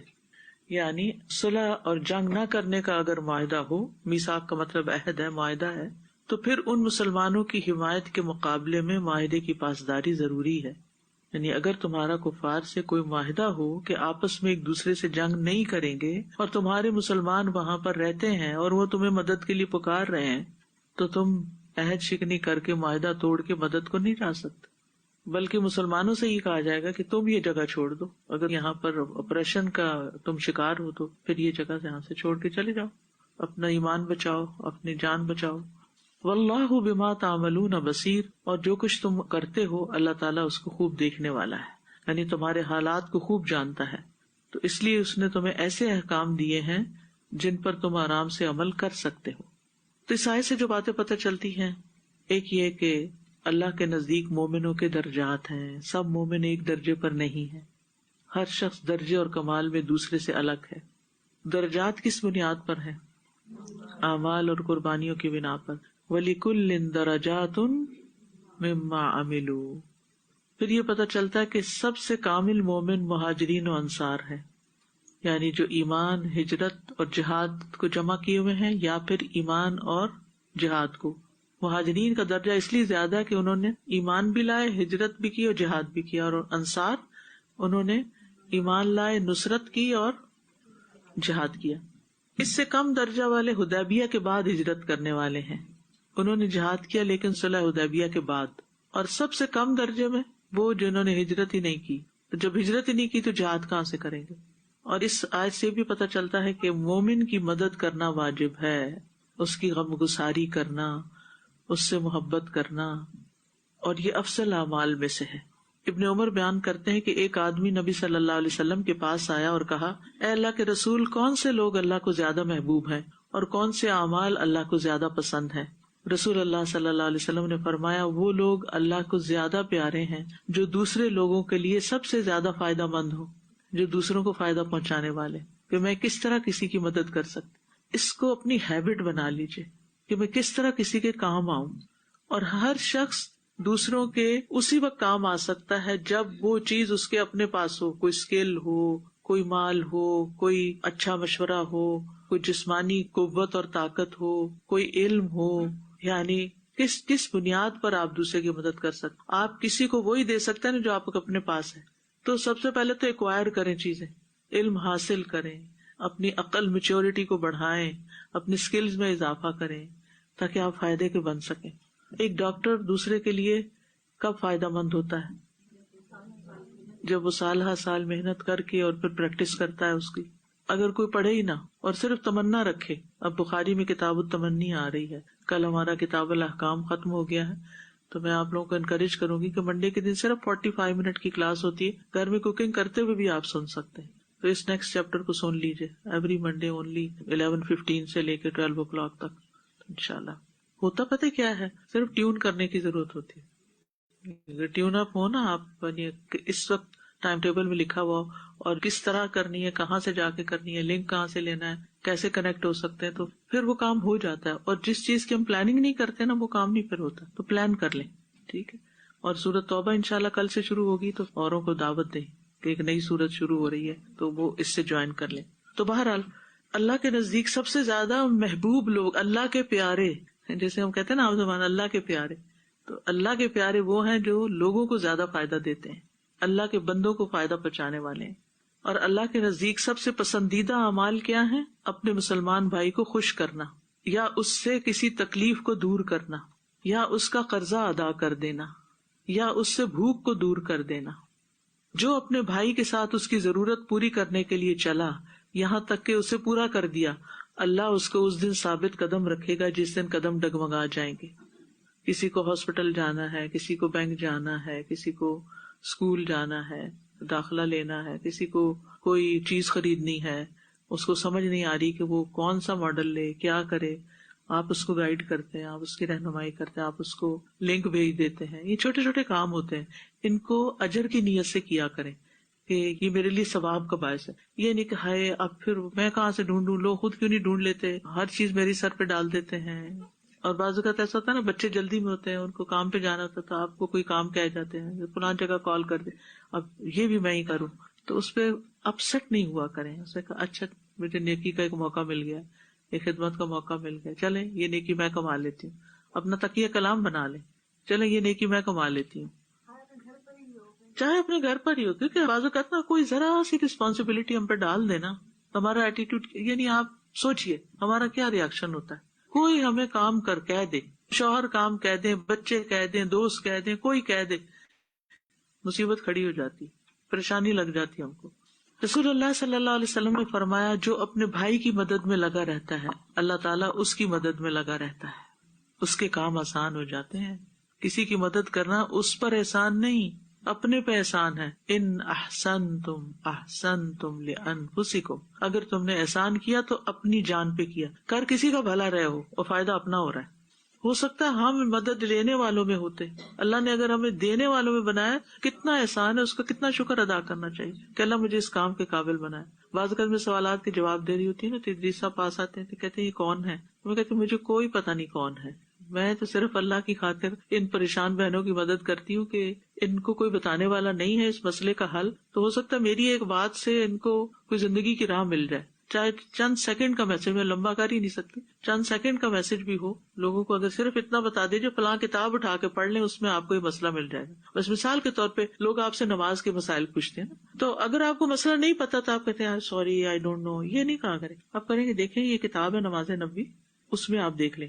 اچھا وہ کہتے ہیں وہ کہاں سے ملے گی، تو آپ کو وہ الوداع بک اسٹور سے مل جائے گی، یا آپ اس کا کوئی لنک بتا دیں کہ آپ لنک ڈھونڈ لیں، یا اگر آپ کو پتا ہے تو آپ اس کو بھجوا دیں کہ اس کتاب میں آپ یہ پڑھ لیں. کیونکہ بعض اوقات نا ایک دفعہ بتانے سے مسئلہ نہیں حل ہوتا، وہ بار بار بتانا پڑتا ہے اور پکا نہیں ہوتا.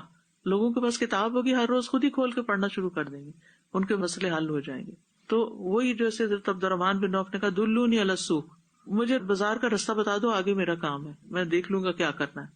وہ حدیث ہے نا کہ الدال علی الخیر کفاعلہ، نیکی کا رستہ بتا دینے والا ایسا ہی ہے جیسے وہ خود کر رہا ہے. اب تو لوگوں کو کام لگاتے جائیں، راہ بتاتے جائیں، کنیکٹ کرتے جائیں، جوڑتے جائیں، آگے تو پھر ان کی قسمت جتنا بھی وہ کریں. یہ حدیثیں آپ نے پہلے سنی ہوئی ہیں، صرف یاد دہانی اور ایمان تازہ کرنے کے لیے کہ ہم کچھ کریں. نبی صلی اللہ علیہ وسلم نے فرمایا جس نے کسی مسلمان سے دنیا کا ایک دکھ دور کیا، اللہ عز و جل اس سے قیامت کے روز کا ایک دکھ دور کر دے گا، اور زیادہ کیے تو زیادہ ہو جائیں گے. اور جس نے کسی مشکل میں پڑے شخص کے لیے آسانی کی، اللہ اس کے لیے دنیا اور آخرت میں آسانی کرے گا. اور اللہ عز و جل اس وقت تک بندے کی مدد میں رہتا ہے جب تک کہ بندہ اپنے بھائی کی مدد میں لگا رہتا ہے، اس کے کام اللہ بناتا ہے پھر. اور اسی طرح جب دین کا کام آپ کرتے ہیں تو بھی اللہ کی مدد آپ کو آتی ہے، بشرطے کہ اخلاص کے ساتھ کریں، نیت خالص ہو کہ اللہ تجھ سے صرف اجر چاہیے. وَلَيَنْصُرَنَّ اللَّهُ مَن يَنْصُرُهُ، اللہ ضرور اس کی مدد کرے گا جو اس کی یعنی اللہ کے دین کی مدد کرتے ہیں. ان باتوں کے کانٹیکس میں اتنا بتانا چاہوں گی کہ موروکو میں جو اس وقت ارتھ کوئک وغیرہ ہے تو انشاءاللہ الہدیٰ انسٹیٹیوٹ بھی اس کے لیے ریلیف کیمپین ریڈی کر رہا ہے. انشاءاللہ ان اے ڈے اور ٹو آپ کے ساتھ لنک شیئر کر دیا جائے گا. یہی بات کہ کسی اور کی تکلیف دور کرنے میں ہم سب نیتیں بھی کریں، ابھی سے ارادہ بھی باندھیں. جب ہم یہاں سے اس کلاس سے یہ موٹیویشن لے کے اٹھتے ہیں تو انشاءاللہ اللہ سبحانہ تعالیٰ ہمارے کاموں میں اور بھی زیادہ برکت دیتے ہیں. اپنے رشتے دار بہن بھائیوں کو چاہے $10 ہی ڈالیں، چاہے کچھ بھی یا جو بھی طریقہ ہوگا، اگر کچھ چیزیں اکٹھی کرنی ہے یا وٹ ایور جو بھی کمپین چلے گی، تو مطلب محروم نہ کریں اپنے آپ کو، کسی کو نہ دینا خود کو محروم کرنا ہے. اور کوئی پوچھ بھی لیتا ہے نا تو آپ ان کو بتا دیں کہ انشاءاللہ ان اے ڈے اور ٹو ہماری طرف سے لنک سرکولیٹ ہوگا اور سب اس میں اپنا حصہ ڈال سکتے ہیں. بالکل. نبی صلی اللہ علیہ وسلم نے فرمایا تمہارا اپنے بھائی کو دیکھ کر مسکرانا بھی صدقہ ہے، تمہارا نیکی کا حکم دینا اور برائی سے روکنا بھی صدقہ ہے، تمہارا کسی بھولے بھٹکے کو راستہ بتانا بھی صدقہ ہے، تمہارا نابینا کے ساتھ چلنا بھی صدقہ ہے، راستے سے پتھر کانٹا ہڈی ہٹا دینا بھی صدقہ ہے، اپنے ڈول سے دوسرے بھائی کے ڈول میں پانی ڈالنا بھی صدقہ ہے. چاہے چائے بھی ڈال سکتے. بعض اوقات یہ ہوتا ہے نا کہ آپ کو سرو کرنے کا ذمہ پڑ جاتا ہے کہ آپ نے ڈالنی سارے کپس میں، تو بس اس وقت اریٹیٹ نہ ہو، اس عادت کو کنٹرول کرنا ہے کہ یہ میں کیوں کروں، مجھے کیوں کہہ دیا، اور غصے میں سارا کام نہیں، بس اللہ نے مجھے چن لیا اس کے لیے، اس لیے میں نے کرنا ہے، اب خوشی سے ہی کرنا ہے. محمد بن منقدر کے بارے میں کہا جاتا ہے کہ جب ان سے پوچھا گیا کہ دنیا کی کون سی بات آپ کو زیادہ پسند ہے، انہوں نے کہا مومن کے دل میں خوشی داخل کرنا. وہ انہوں نے اپنا ٹارگیٹ یہی سیٹ کیا، ایم یہی کیا ہوا تھا کہ بس دوسروں کو خوش کرنا ہے. محمد بن واسع کہتے ہیں میں نے کبھی کسی انسان کو اس حاجت سے واپس نہیں موڑا جس کو پورا کرنے کی میں قدرت رکھتا ہوں، خواہ اس میں میرا سارا مال خرچ ہو جائے. وہب بن منبع کہتے ہیں تمام لوگوں سے اچھی زندگی گزارنے والا وہ ہے جو اپنی زندگی میں لوگوں کی زندگی کو بہتر بنا دے، اور تمام لذتوں سے بڑی لذت اپنے بھائیوں پہ احسانات کرنا ہے. ابن قیم نے ابن تیمیہ کے اوصاف بیان کرتے ہوئے کہا کہ شیخ الاسلام لوگوں کی ضروریات پوری کرنے میں بہت زیادہ جد و جہد کرتے تھے، محنت کرتے، کیونکہ ایسے ہی تو نہیں آپ کسی کی ضرورت پوری کر سکتے نا. کبھی آپ کو چل کے ساتھ جانا ہوتا ہے، کبھی آپ کو ڈرائیو کر کے لے جانا ہوتا ہے، کبھی آپ کو ٹائم دینا ہوتا ہے، کبھی آپ کو کچھ اور اپنی ایکسپرٹیز دینی ہوتی ہے. یعنی تھکاوٹ تو ہوتی ہے، وقت بھی لگتا ہے، مال بھی لگتا ہے، کبھی کچھ، تو تبھی آپ کسی کی مدد خدمت کر سکتے ہیں نا. اور جس کو توفیق نہیں ہوتی وہ ایک گھر میں رہتے ہوئے دوسرا درد سے کرا بھی رہا ہو نا تو اس کو اٹھ کے کوئی گولی نہیں دے گا.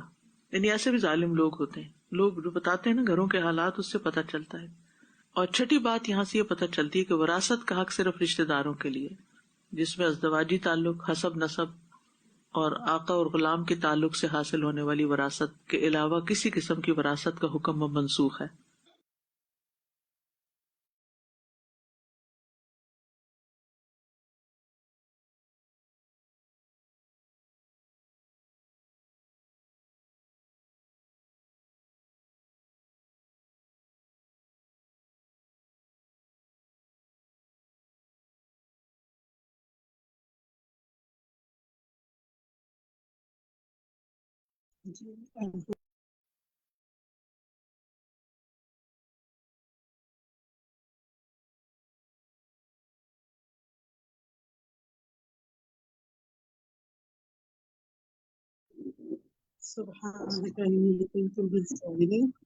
آپ کے ساتھ اسکرین شیئر کرتے ہیں.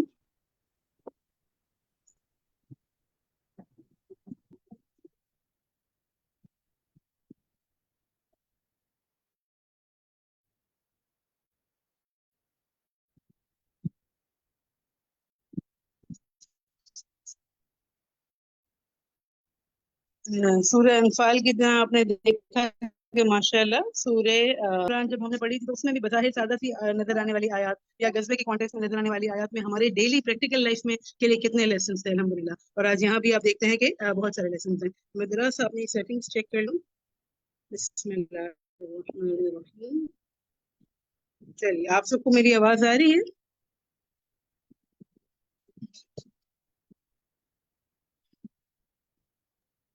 السلام علیکم. ٹھیک ہے الحمدللہ. بسم اللہ. اچھا، سب سے پہلے ہم نے دیکھا آج کی آیات کے حوالے سے کہ مومنوں کی ہم نے 4 اقسام پڑھی. تو دیکھیے آپ کے بورڈ پہ، آپ کے اسکرین پہ بالکل کلیئرلی آ رہا ہے کہ مومنین جو ہے وہ 4 قسم کے کون کون سے تھے. آپ میں سے کون اس کو ایکسپلین کرنا چاہے گا؟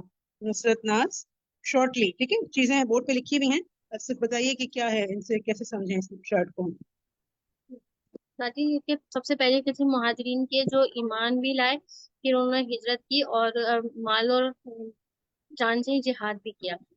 پھر اس کے بعد دوسری کیٹیگری ہے انصار کی، جنہوں نے یعنی مدد کی اور مہاجرین کی، ان کو پناہ دی اور پھر جہاد میں بھی مدد کی، جہاد میں بھی حصہ لیا. پھر تیسری کیٹیگری ہے مکہ میں رہنے والوں کی، جنہوں نے جو ایمان تو لے آئے تھے لیکن ہجرت نہیں کی. اور چوتھی کیٹیگری ہے صلح حدیبیہ اور فتح مکہ کے درمیان جب ایمان لے آئے تھے، وہ پہلے سے ایمان ان کے دلوں میں تھا لیکن پھر انہوں نے اس دوران جب مکہ فتح ہو گیا تھا پھر ہجرت کی. فتح مکہ کے درمیان ہجرت کی. ٹھیک ہے، بارک اللہ فیک، الحمدللہ. اور جو جتنا بعد میں کرتا رہا اس کا اجر ہجرت کا اتنا ہی کم ہوتا رہا، کیونکہ جو پہلی ہجرتیں تھیں وہ سب سے زیادہ جو ہے امپورٹنٹ تھی. اچھا، اتفاق سے ہم سورہ کہف میں جو بوائز کی ای لرننگ پر کلاس ہوتی ہے اس میں بھی آپ کو پتہ ہے کہ اصحاب الکہف کی مائگریشن کا ذکر ہے کہ انہوں نے اپنے ایمان کو، اپنے دین کو بچانے کے لیے ہجرت کی. اور ہجرت کسے کہتے ہیں؟ اپنے ایمان اور دین کے بچانے کے لیے. کہ دوسری جگہ آپ اس لیے موو ہو رہے ہیں کہ آپ وہاں پر اپنے ایمان کو، اپنے دین کو بہت اچھے سے پریکٹس کر سکیں انشاءاللہ. چلیے ہم دیکھتے ہیں کہ نبی صلی اللہ علیہ وسلم نے مہاجرین کی کیا فضیلت بیان فرمائی ہے. آپ میں سے جس نے حدیث نوٹ کی ہے اس کی روشنی میں انشاءاللہ بتائیے. جی طاہرہ عبداللہ.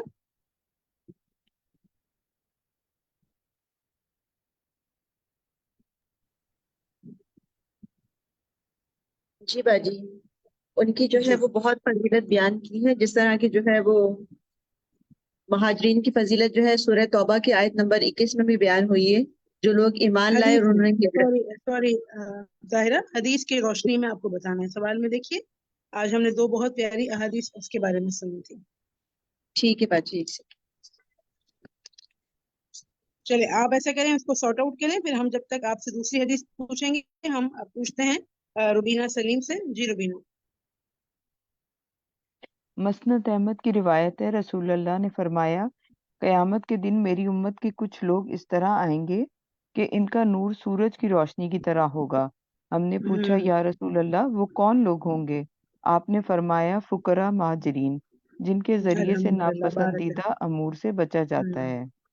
جی الحمدللہ. اور آپ دیکھیں کہ فقراء اور مہاجرین ہیں، اس ٹائم کو امیجن کریں کہ جب کسی کو ہجرت کرنا پڑتی ہے، جب کسی کو اپنا گھر بار کاروبار، ایک اپنا علاقے میں ایک اپنا کمفرٹ زون بھی ہوتا ہے نا. آپ جہاں بچپن سے پیدا ہوتے ہیں، رہتے ہیں، وہاں آپ کا ایک کمفرٹ زون ہوتا ہے. اس بے شک آپ کے وہاں پہ چیزیں بہت کرنی ہوتی ہیں آپ کو بھی، لیکن بہرحال ایک کمفرٹ زون بن جاتا ہے. آپ کو ہر گلی محلے کا پتہ ہے، آپ کو اپنے کام کا پتہ ہے. لیکن ایک ایسی جگہ پر جانا جہاں پر کوئی بھی نہیں ہے، آپ کو نہیں پتا کہ آپ کیا کریں گے، کیسے کریں گے، اکثر زبانوں کا فرق ہوتا ہے. تو یہ اس وقت ہمیں لگ رہا، انسان کو لگ رہا ہوتا ہے کہ وہ بہت ہی مشکل میں ہے، لیکن اللہ تعالیٰ نے اس کے لیے کتنی بڑی فضیلت فرمائی. لیکن یہ فضیلت کس کے لیے ہے؟ جو اللہ اور اس کے رسول کی خاطر جہاد ہجرت کرے انشاءاللہ. جی طاہرہ دوسری حدیث بتائیے. جی باجی، دوسری حدیث جو ہے وہ سنن ابی ابن ماجہ کی ہے. اس میں روایت ہے کہ بے شک فقیر مہاجر مالداروں سے 500 سال پہلے جنت میں داخل ہوں گے. تو یہ جو ہے نا، یہ بھی فضیلت ہے جو ہے اور مہاجرین یہ کی. حدیث پڑھ کے میں سوچ رہی تھی کہ ہاں بالکل، اور یہ حدیث پڑھ کے میں سوچ رہی تھی کہ انسان دنیا میں تو اتنا رہتا بھی نہیں ہے نا. دنیا کی اگر کسی کو آسائشیں ملی ہیں، سب کچھ ملا ہے، تو دنیا میں کتنا میکسیمم 80 90 100 اور بس 110، اس سے زیادہ تو نہیں رہتا انسان. لیکن فقراء مہاجرین مالداروں سے 500 سال جنت میں جائیں گے پہلے. چلیے الحمدللہ آگے دیکھتے ہیں ہمارے ساتھ کیا ہے. ہمارے پاس سوال، آپ صلی اللہ علیہ وسلم نے حدیث میں اپنی میراث اور جاگیر کس کو قرار دیا؟ سمینہ ندیم تو ہماری کو ہوسٹ ہے ماشاء اللہ، ہمارے انچارج ہیں. ثنا ابدال. جی باجی، رسول صلی اللہ علیہ وسلم نے فرمایا میری میراث اور جاگیر انصار ہیں.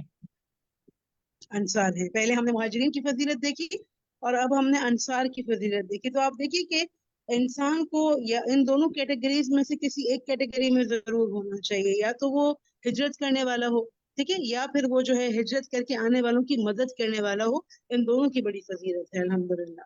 अच्छा, फिर हम देखते हैं आगे चलते हैं क्वेश्चन नंबर 3 पे, कि अंसार की एक बहुत बड़ी खूबी उनका वसीउल कल्ब होना था, यानी दिल उनके बहुत ज्यादा बड़े थे। और जैसे कि उस्तादा हमें मिसालें बता रही थी जो कि हमने बेशक बचपन से पढ़ी हैं, लेकिन जब भी हम उनको आयात के साथ और जब दोबारा देखते हैं तो फिर वही ईमान ताज़ा हो जाता है। और आज आपने उसको उस्तादा की तफसीर में देखा होगा कि उसको दुनिया की मोहब्बत के कॉन्टेक्स्ट से बताया गया कि कोई चीज शेयर करना कितना मुश्किल होता है। बाज़ यहाँ पर अगर किसी का कोई बिजनेस बहुत अच्छा फ्लोरिश कर रहा हो तो वो आइडिया को भी छुपा लेता है कि नहीं, मैं ये आइडिया किसी को नहीं दूंगा ताकि मेरी मोनोपोली रहे या मेरी अथॉरिटी रहे इस जगह पे। लेकिन यहाँ हम देखते हैं कि अंसार एक बहुत ज्यादा बड़े दिल के मालिक थे। अच्छा, अब हम ये देखेंगे कि वो कौन से ऐसे मौके होते हैं जब हम दिल की तंगी का शिकार हो जाते हैं, अपनी खैर को रोक लेते हैं। जी, अब इसमें हम एक एक एग्जाम्पल लेते जाएंगे, ठीक है, आप बिल्कुल स्पेसिफिक एग्जाम्पल्स बताइए। शहला यासिर।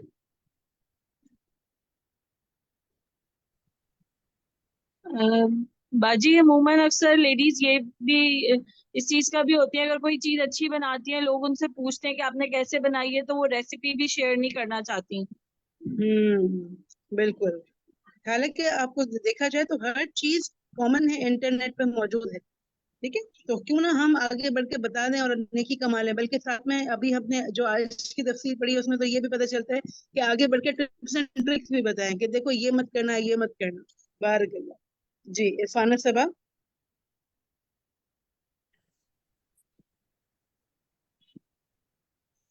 जी इरफाना,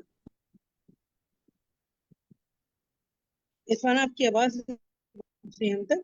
साइमा फैयाज। आवाज आ रही है? अब आ रही है बाजी?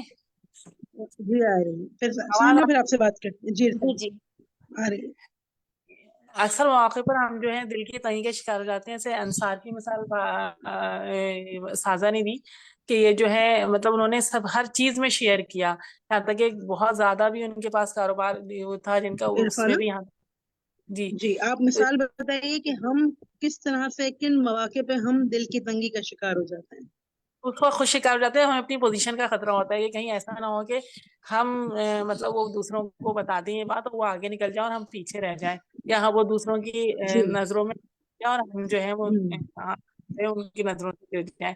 हम तो इससे डर जाते हैं, इस वजह से जी, हम जो है वो दिल की तंगी का शिकार बारकल्लाह, होते हैं। ऐसा नहीं। बारकल्लाह फीक। साइमा फैयाज। अस्सलाम वालेकुम। स्पेसिफिक एग्जांपल सोचें। जी जी जी, स्पेसिफिकली बता रही हूँ मैं तो अपना खैर एक्सपीरियंस बता रही हूँ कि मैं पहले एक प्राइवेट स्कूल में जॉब करती थी, तो वहाँ पे एक अवार्ड होता था टीचर ऑफ द मंथ का। तो उसके लिए जो हम चीजें तैयार करते थे या एक्स्ट्रा एक्टिविटीज करवाते थे वो नहीं शेयर करते थे हम एक दूसरे से। हालांकि उससे दूसरी हम्म क्लास की भी बहुत हेल्प हो जा सकती थी, लेकिन वो अपनी हम्म उसके लिए वो मैं भी नहीं करती थी, मैं अपनी भी बात बताऊं तो वो बस वो मुझे लगा कि वो मैं करना चाहिए ताकि पूरे स्कूल को बेनिफिट मिल जाता। हम्म। अच्छा देखिए, इसमें सिचुएशंस भी वेरी करती हैं, ठीक है। अगर एक जगह किसी चीज का मुकाबला हो रहा है, मिसाल के तौर पर तकरीर का मुकाबला हो रहा है, ठीक है, अब तकरीर के मुकाबले के जितने भी कॉम्पिटिटर्स होंगे वो क्या करेंगे कॉम्पिटिटर्स, कि वो अपनी अपनी तैयारी करेंगे। तो अब हम इसमें क्या कर सकते हैं कि दूसरे की हेल्प जरूर करें कि एक अच्छी तकरीर आप कैसे तैयार कर सकते हैं, लेकिन आप उसको तकरीर लिख के नहीं देंगे, ठीक है। तकरीर जी आप अपनी भी लिखेंगे और अपनी जो है पूरी मेहनत करेंगे क्योंकि आपको उस मुकाबले में अव्वल आना है, लेकिन आप दूसरे की हेल्प इस तरह से कर सकते हैं कि आप उसको कुछ टिप्स एंड ट्रिक्स दें। बाकी अल्लाह उसका मालिक है, हो सकता है वो आपसे एक्सेल भी कर जाए और हो सकता है वो ना भी कर पाए, तो फिर जी उस जी। चीज में हम नहीं पड़ेंगे कि मैंने उसको बताया और वो मुझसे आगे निकल गई तो क्या होगा। ये सोचना हमारा काम नहीं, हम मदद जरूर करें, ठीक है। बारक अल्लाह। जी शारमीन। बाजी बात औकात हम ट्रैवल कर रहे होते हैं, हमने अपनी प्रिपरेशन अच्छी की हुई होती है, लेकिन हमारे साथ जो भी कोई किसी का हमारे साथ प्लान बना हुआ हो, उसने अगर अपनी इतनी अच्छी प्रेप नहीं रखी हुई हो और ट्रैवलिंग में उसको किसी चीज की जरूरत हो, तो हमारा दिल तंग हो जाता है कि यार इनको खुद भी लाना चाहिए था, हम तो अपने लिए लाए थे, ये तो हमारे हाँ लिए थी। बिल्कुल।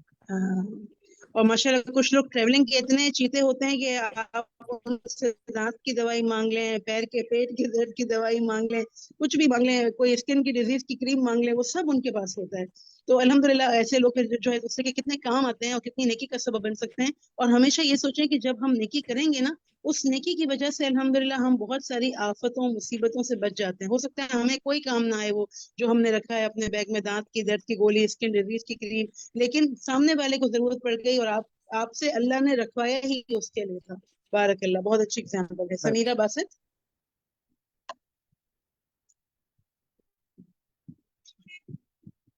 जी समीरा बासित।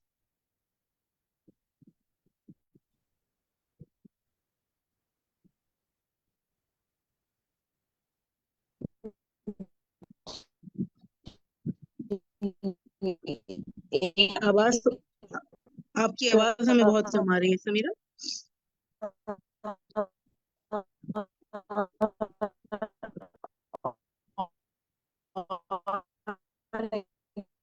एग्जाम्पल ये है, मतलब पहले ऐसा नहीं होता था, मगर अब तो उस तरह से जैसे पहले की जाती थी। हेलो। जी जी जी जी मैं ये बताना चाह रही हूँ जैसे जी जैसे मैं ये बताना चाह रही हूँ जैसे पड़ोसियों की भी हेल्प करने के लिए बहुत ज्यादा सोचा जाता है अब आजकल। जिस तरह से पहले खुले दिल से पड़ोसियों की हेल्प की जाती थी, जैसे कोई ऐसी सिचुएशन आ गई कि अगर वो ऐसी कोई मदद मांग रहे हैं कि कोई प्रॉब्लम आ गई है घर में, तो आप थोड़े टाइम के लिए अगर उनको अपना मतलब ये कि उनके घर में हो सकता है ना कि कोई ऐसी सिचुएशन आ जाए कि रंग हो रहा है घर में या कोई प्रॉब्लम हो गई है, कोई ऐसा मसला आ गया है, उनके घर में लाइट नहीं है, हमारे घर में लाइट है। जैसे अभी हमारे साथ हुआ ही था ये कि लाइट पूरी बिल्डिंग की चली गई थी मगर सिर्फ हमारे घर में जनरेटर था। तो मतलब होता है कि चलें हम उनको नॉक करके बोलें कि आपके बच्चे हैं परेशान हो रहे हैं, आप इधर आ जाएं, रूम भी अवेलेबल है, मगर ऐसा होता नहीं है, लोग ऐसा काम करते ही नहीं है। कि इतना बड़ा दिल रहा ही नहीं है लोगों का कि जो है वो मतलब इस तरह से ये हेल्प करें, अपना ही सोचते हैं और दूसरों के लिए आसानियां पैदा करना बस मुश्किल ही हो गया अब लोगों के लिए। तो अल्लाह का कितना शुक्र है ना कि अल्लाह ताला ने हमें इन आयात से गुजारा कि जिनमें हमने देखा अंसार और मुहाजिरीन का भाईचारा, मुआखात, और हमारा ईमान फिर रिवाइव हुआ और हम इस कल्चर को जिंदा करें इंशाल्लाह कि आगे बढ़कर देखें कि किसको कहाँ और कब मेरी मदद की जरूरत है। आइए कुछ एग्जाम्पल्स हमारे पास लिखी हुई है, उनको भी पढ़ते हैं, ठीक है जी। अमरीन सादिक, उनको रीड कीजिए। कोई मेहमान आ जाए और हमारे पास महफूज खाना मौजूद हो, अपनी आरामदेह जगह कुर्सी किसी को जी नहीं अमरीन। देते ना। जी बाजी आवाज नहीं आ रही? जी अब हेलो, आ रही है ना? आ रही है शुरू से पढ़ूं बाजी? जी जी। कोई मेहमान आ जाए, कोई मेहमान आ जाए और हमारे पास महदूद खाना मौजूद हो, अपनी आरामदेह जगह और कुर्सी किसी को नहीं देते। नापसंदीदा इंसान के लिए तोहफा देना हो तो तमदीली के साथ नापसंदीदा चीज दे देते हैं। खुले दिल से किसी दूसरे की तारीफ नहीं करते। कोई चीज पसंद करनी हो उसके लिए बेहतरीन चीज जी पसंद जी करते हैं और खुदगर्ज बन जाते हैं। खाना दिया जा रहा हो तो अपनी पसंदीदा बोटी डाल लेंगे और दूसरों की परवाह किए बगैर। बाज औकात दुआओं में भी तंगदिली से काम लेते हुए सारी खैर खुद ही के लिए मांगते।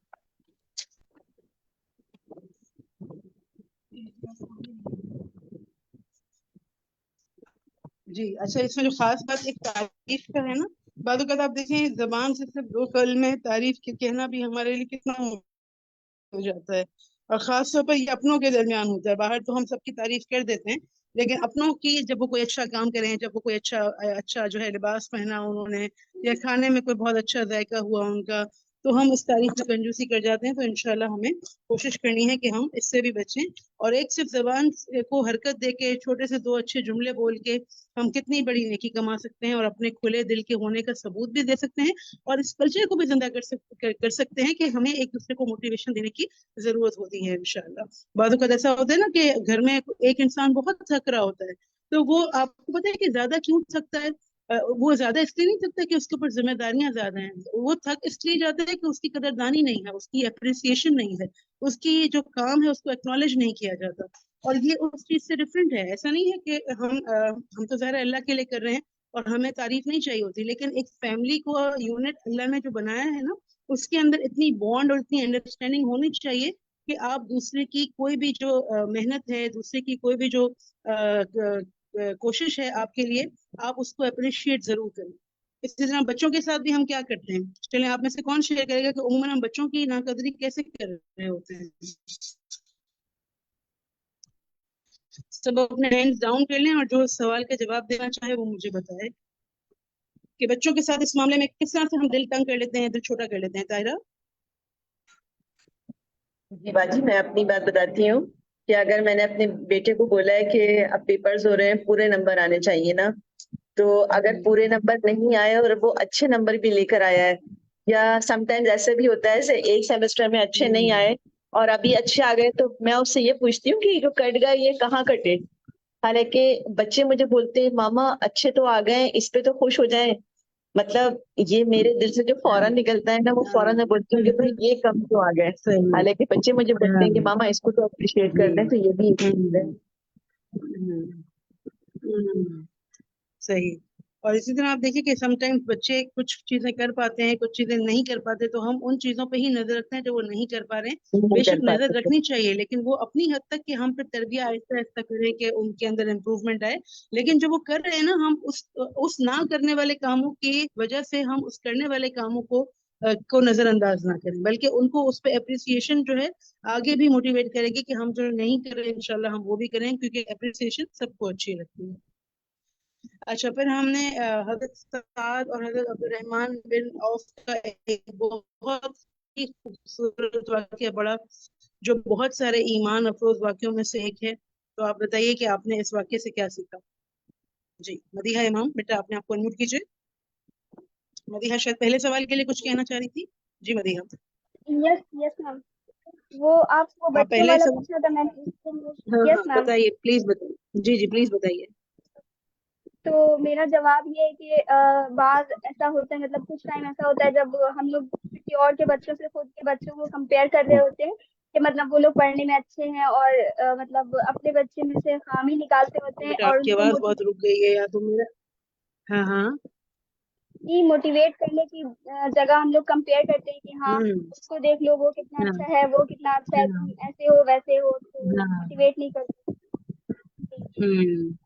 ہاں بالکل صحیح مدیحہ. بیٹا یہ آپ نے بہت اہم بات کی کہ اچھا ہوتا یہ ہے کہ پیرنٹس کیا کرتے ہیں, جو دوسرے بچے ہوتے ہیں نا اپنے بچوں کے علاوہ, ان میں سے ہر بچے کی ایک ایک خوبی کو پکڑ لیتے ہیں. فلاں کو دیکھو رائٹنگ کتنی اچھی ہے, فلاں کو دیکھو وہ کام کرنے میں کتنا تیز ہے.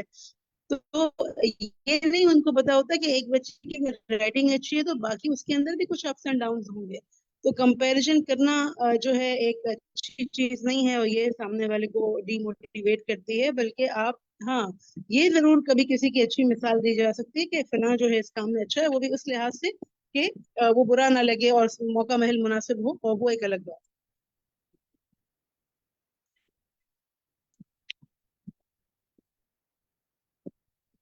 جی غزل, آج بہت کم ہینڈ ریز ہو رہے ہیں, کیا بات ہے؟ جی آپ سب نے نوٹس لیے ہیں؟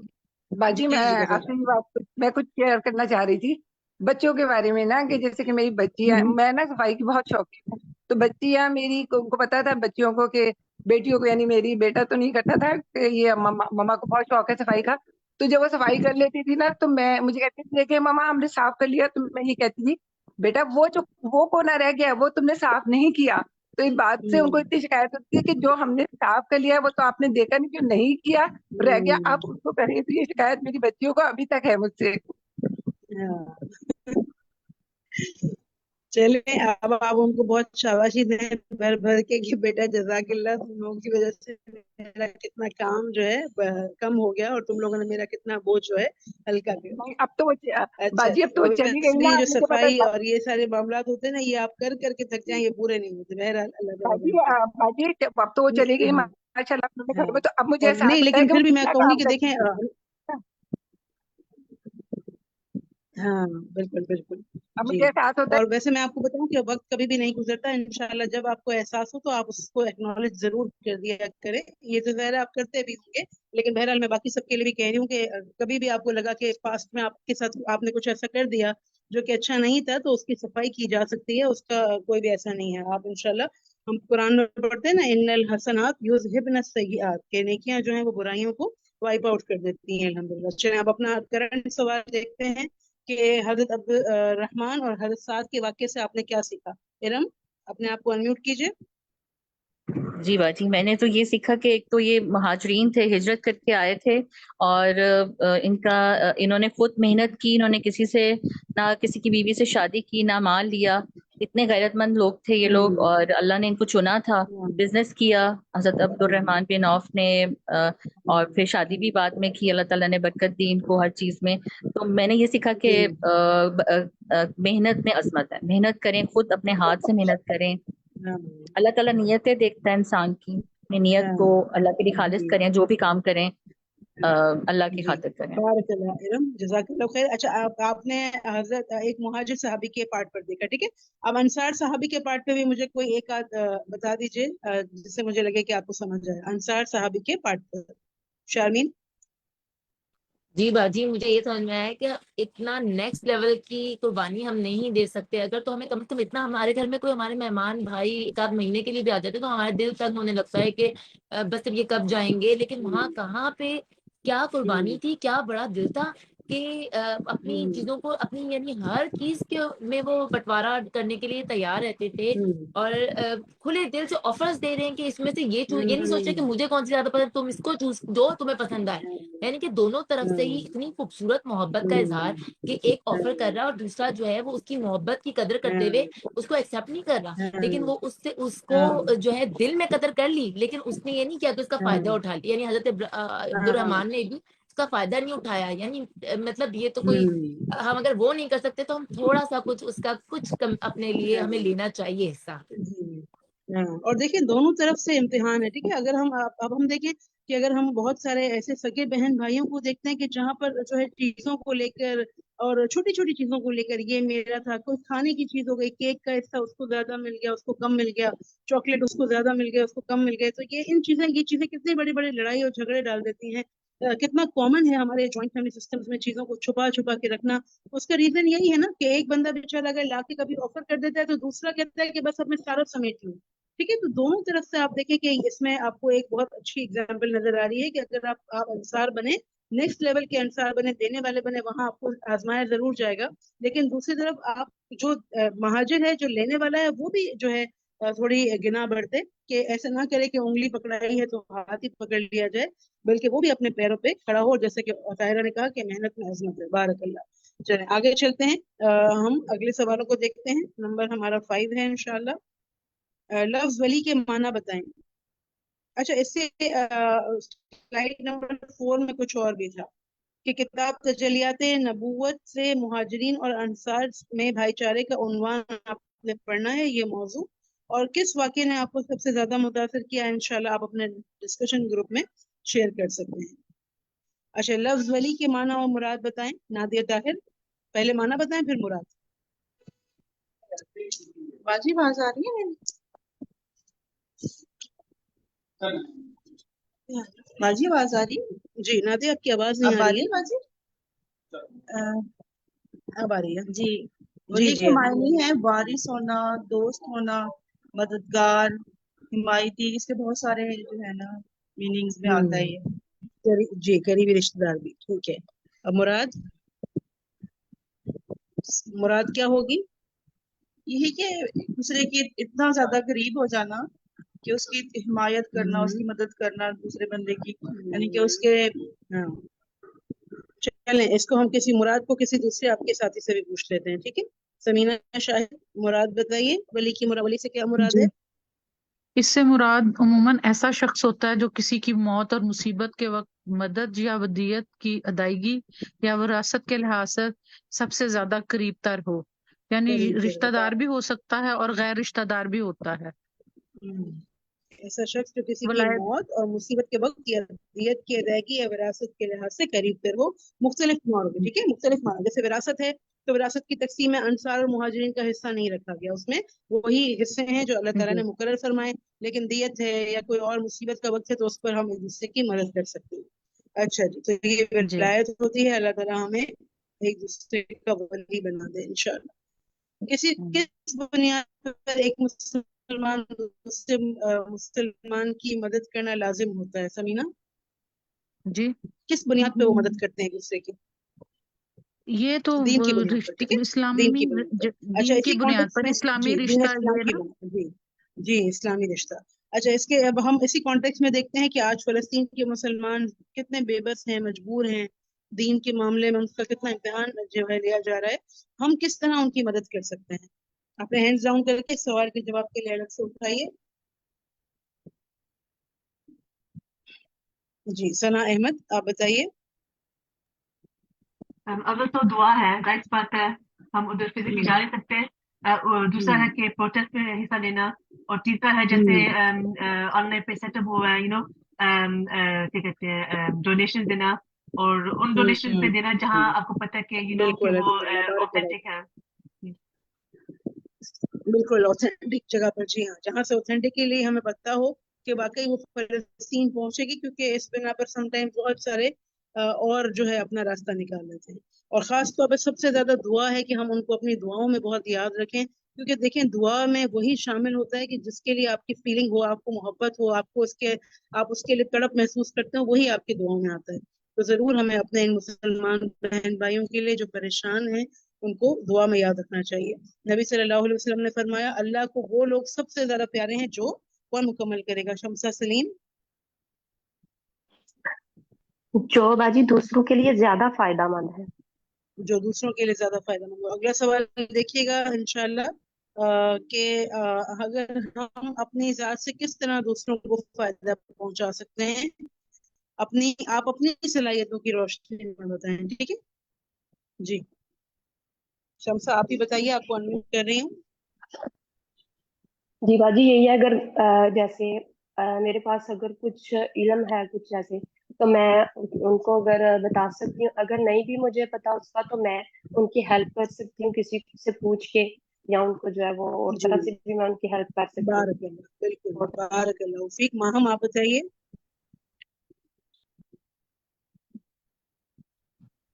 السلام علیکم.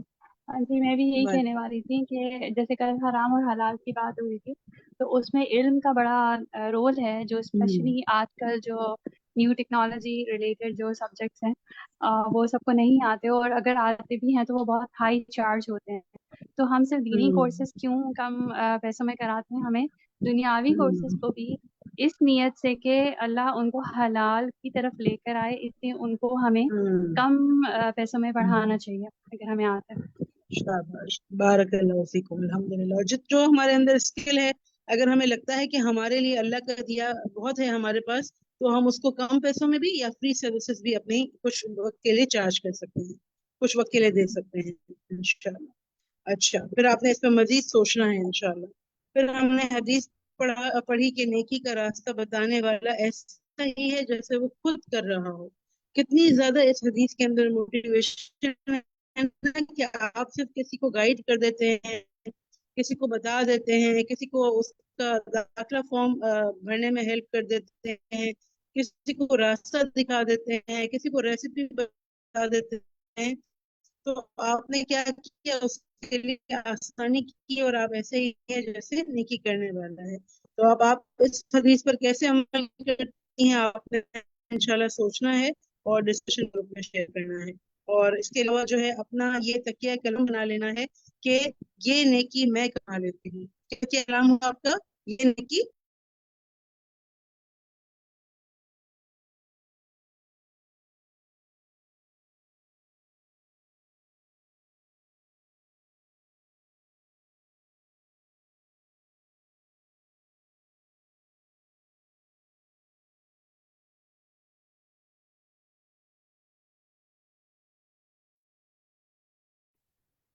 جی تو الحمدللہ باجی یہ بات کر رہی تھی کہ ہمیں اپنا تکیہ کلام یہ بنا لینا ہے کہ چلیں یہ نیکی میں کما لیتی ہوں.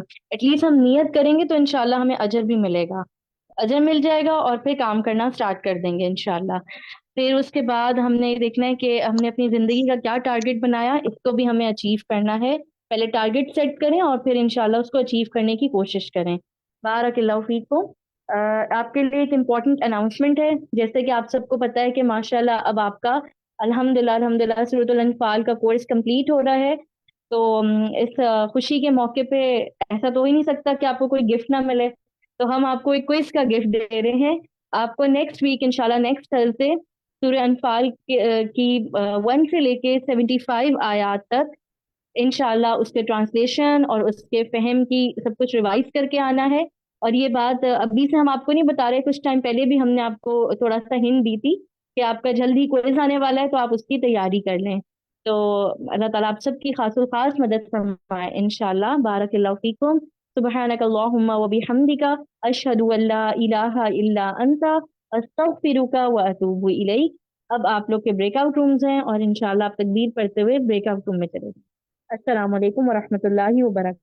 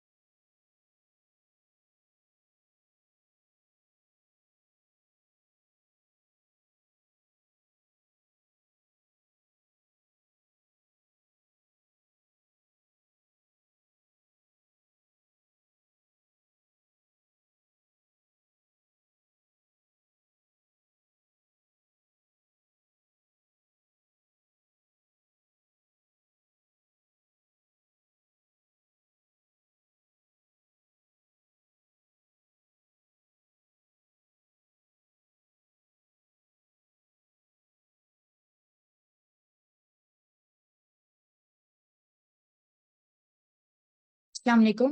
जी वन नदीम फातिमा, आप अभी तक मेन सेशन में क्यों हैं? जी टू करिश्मा हामिद, आप भी मेन सेशन में हैं, आपने ग्रुप ज्वाइन नहीं किया अभी तक? जी अदीन,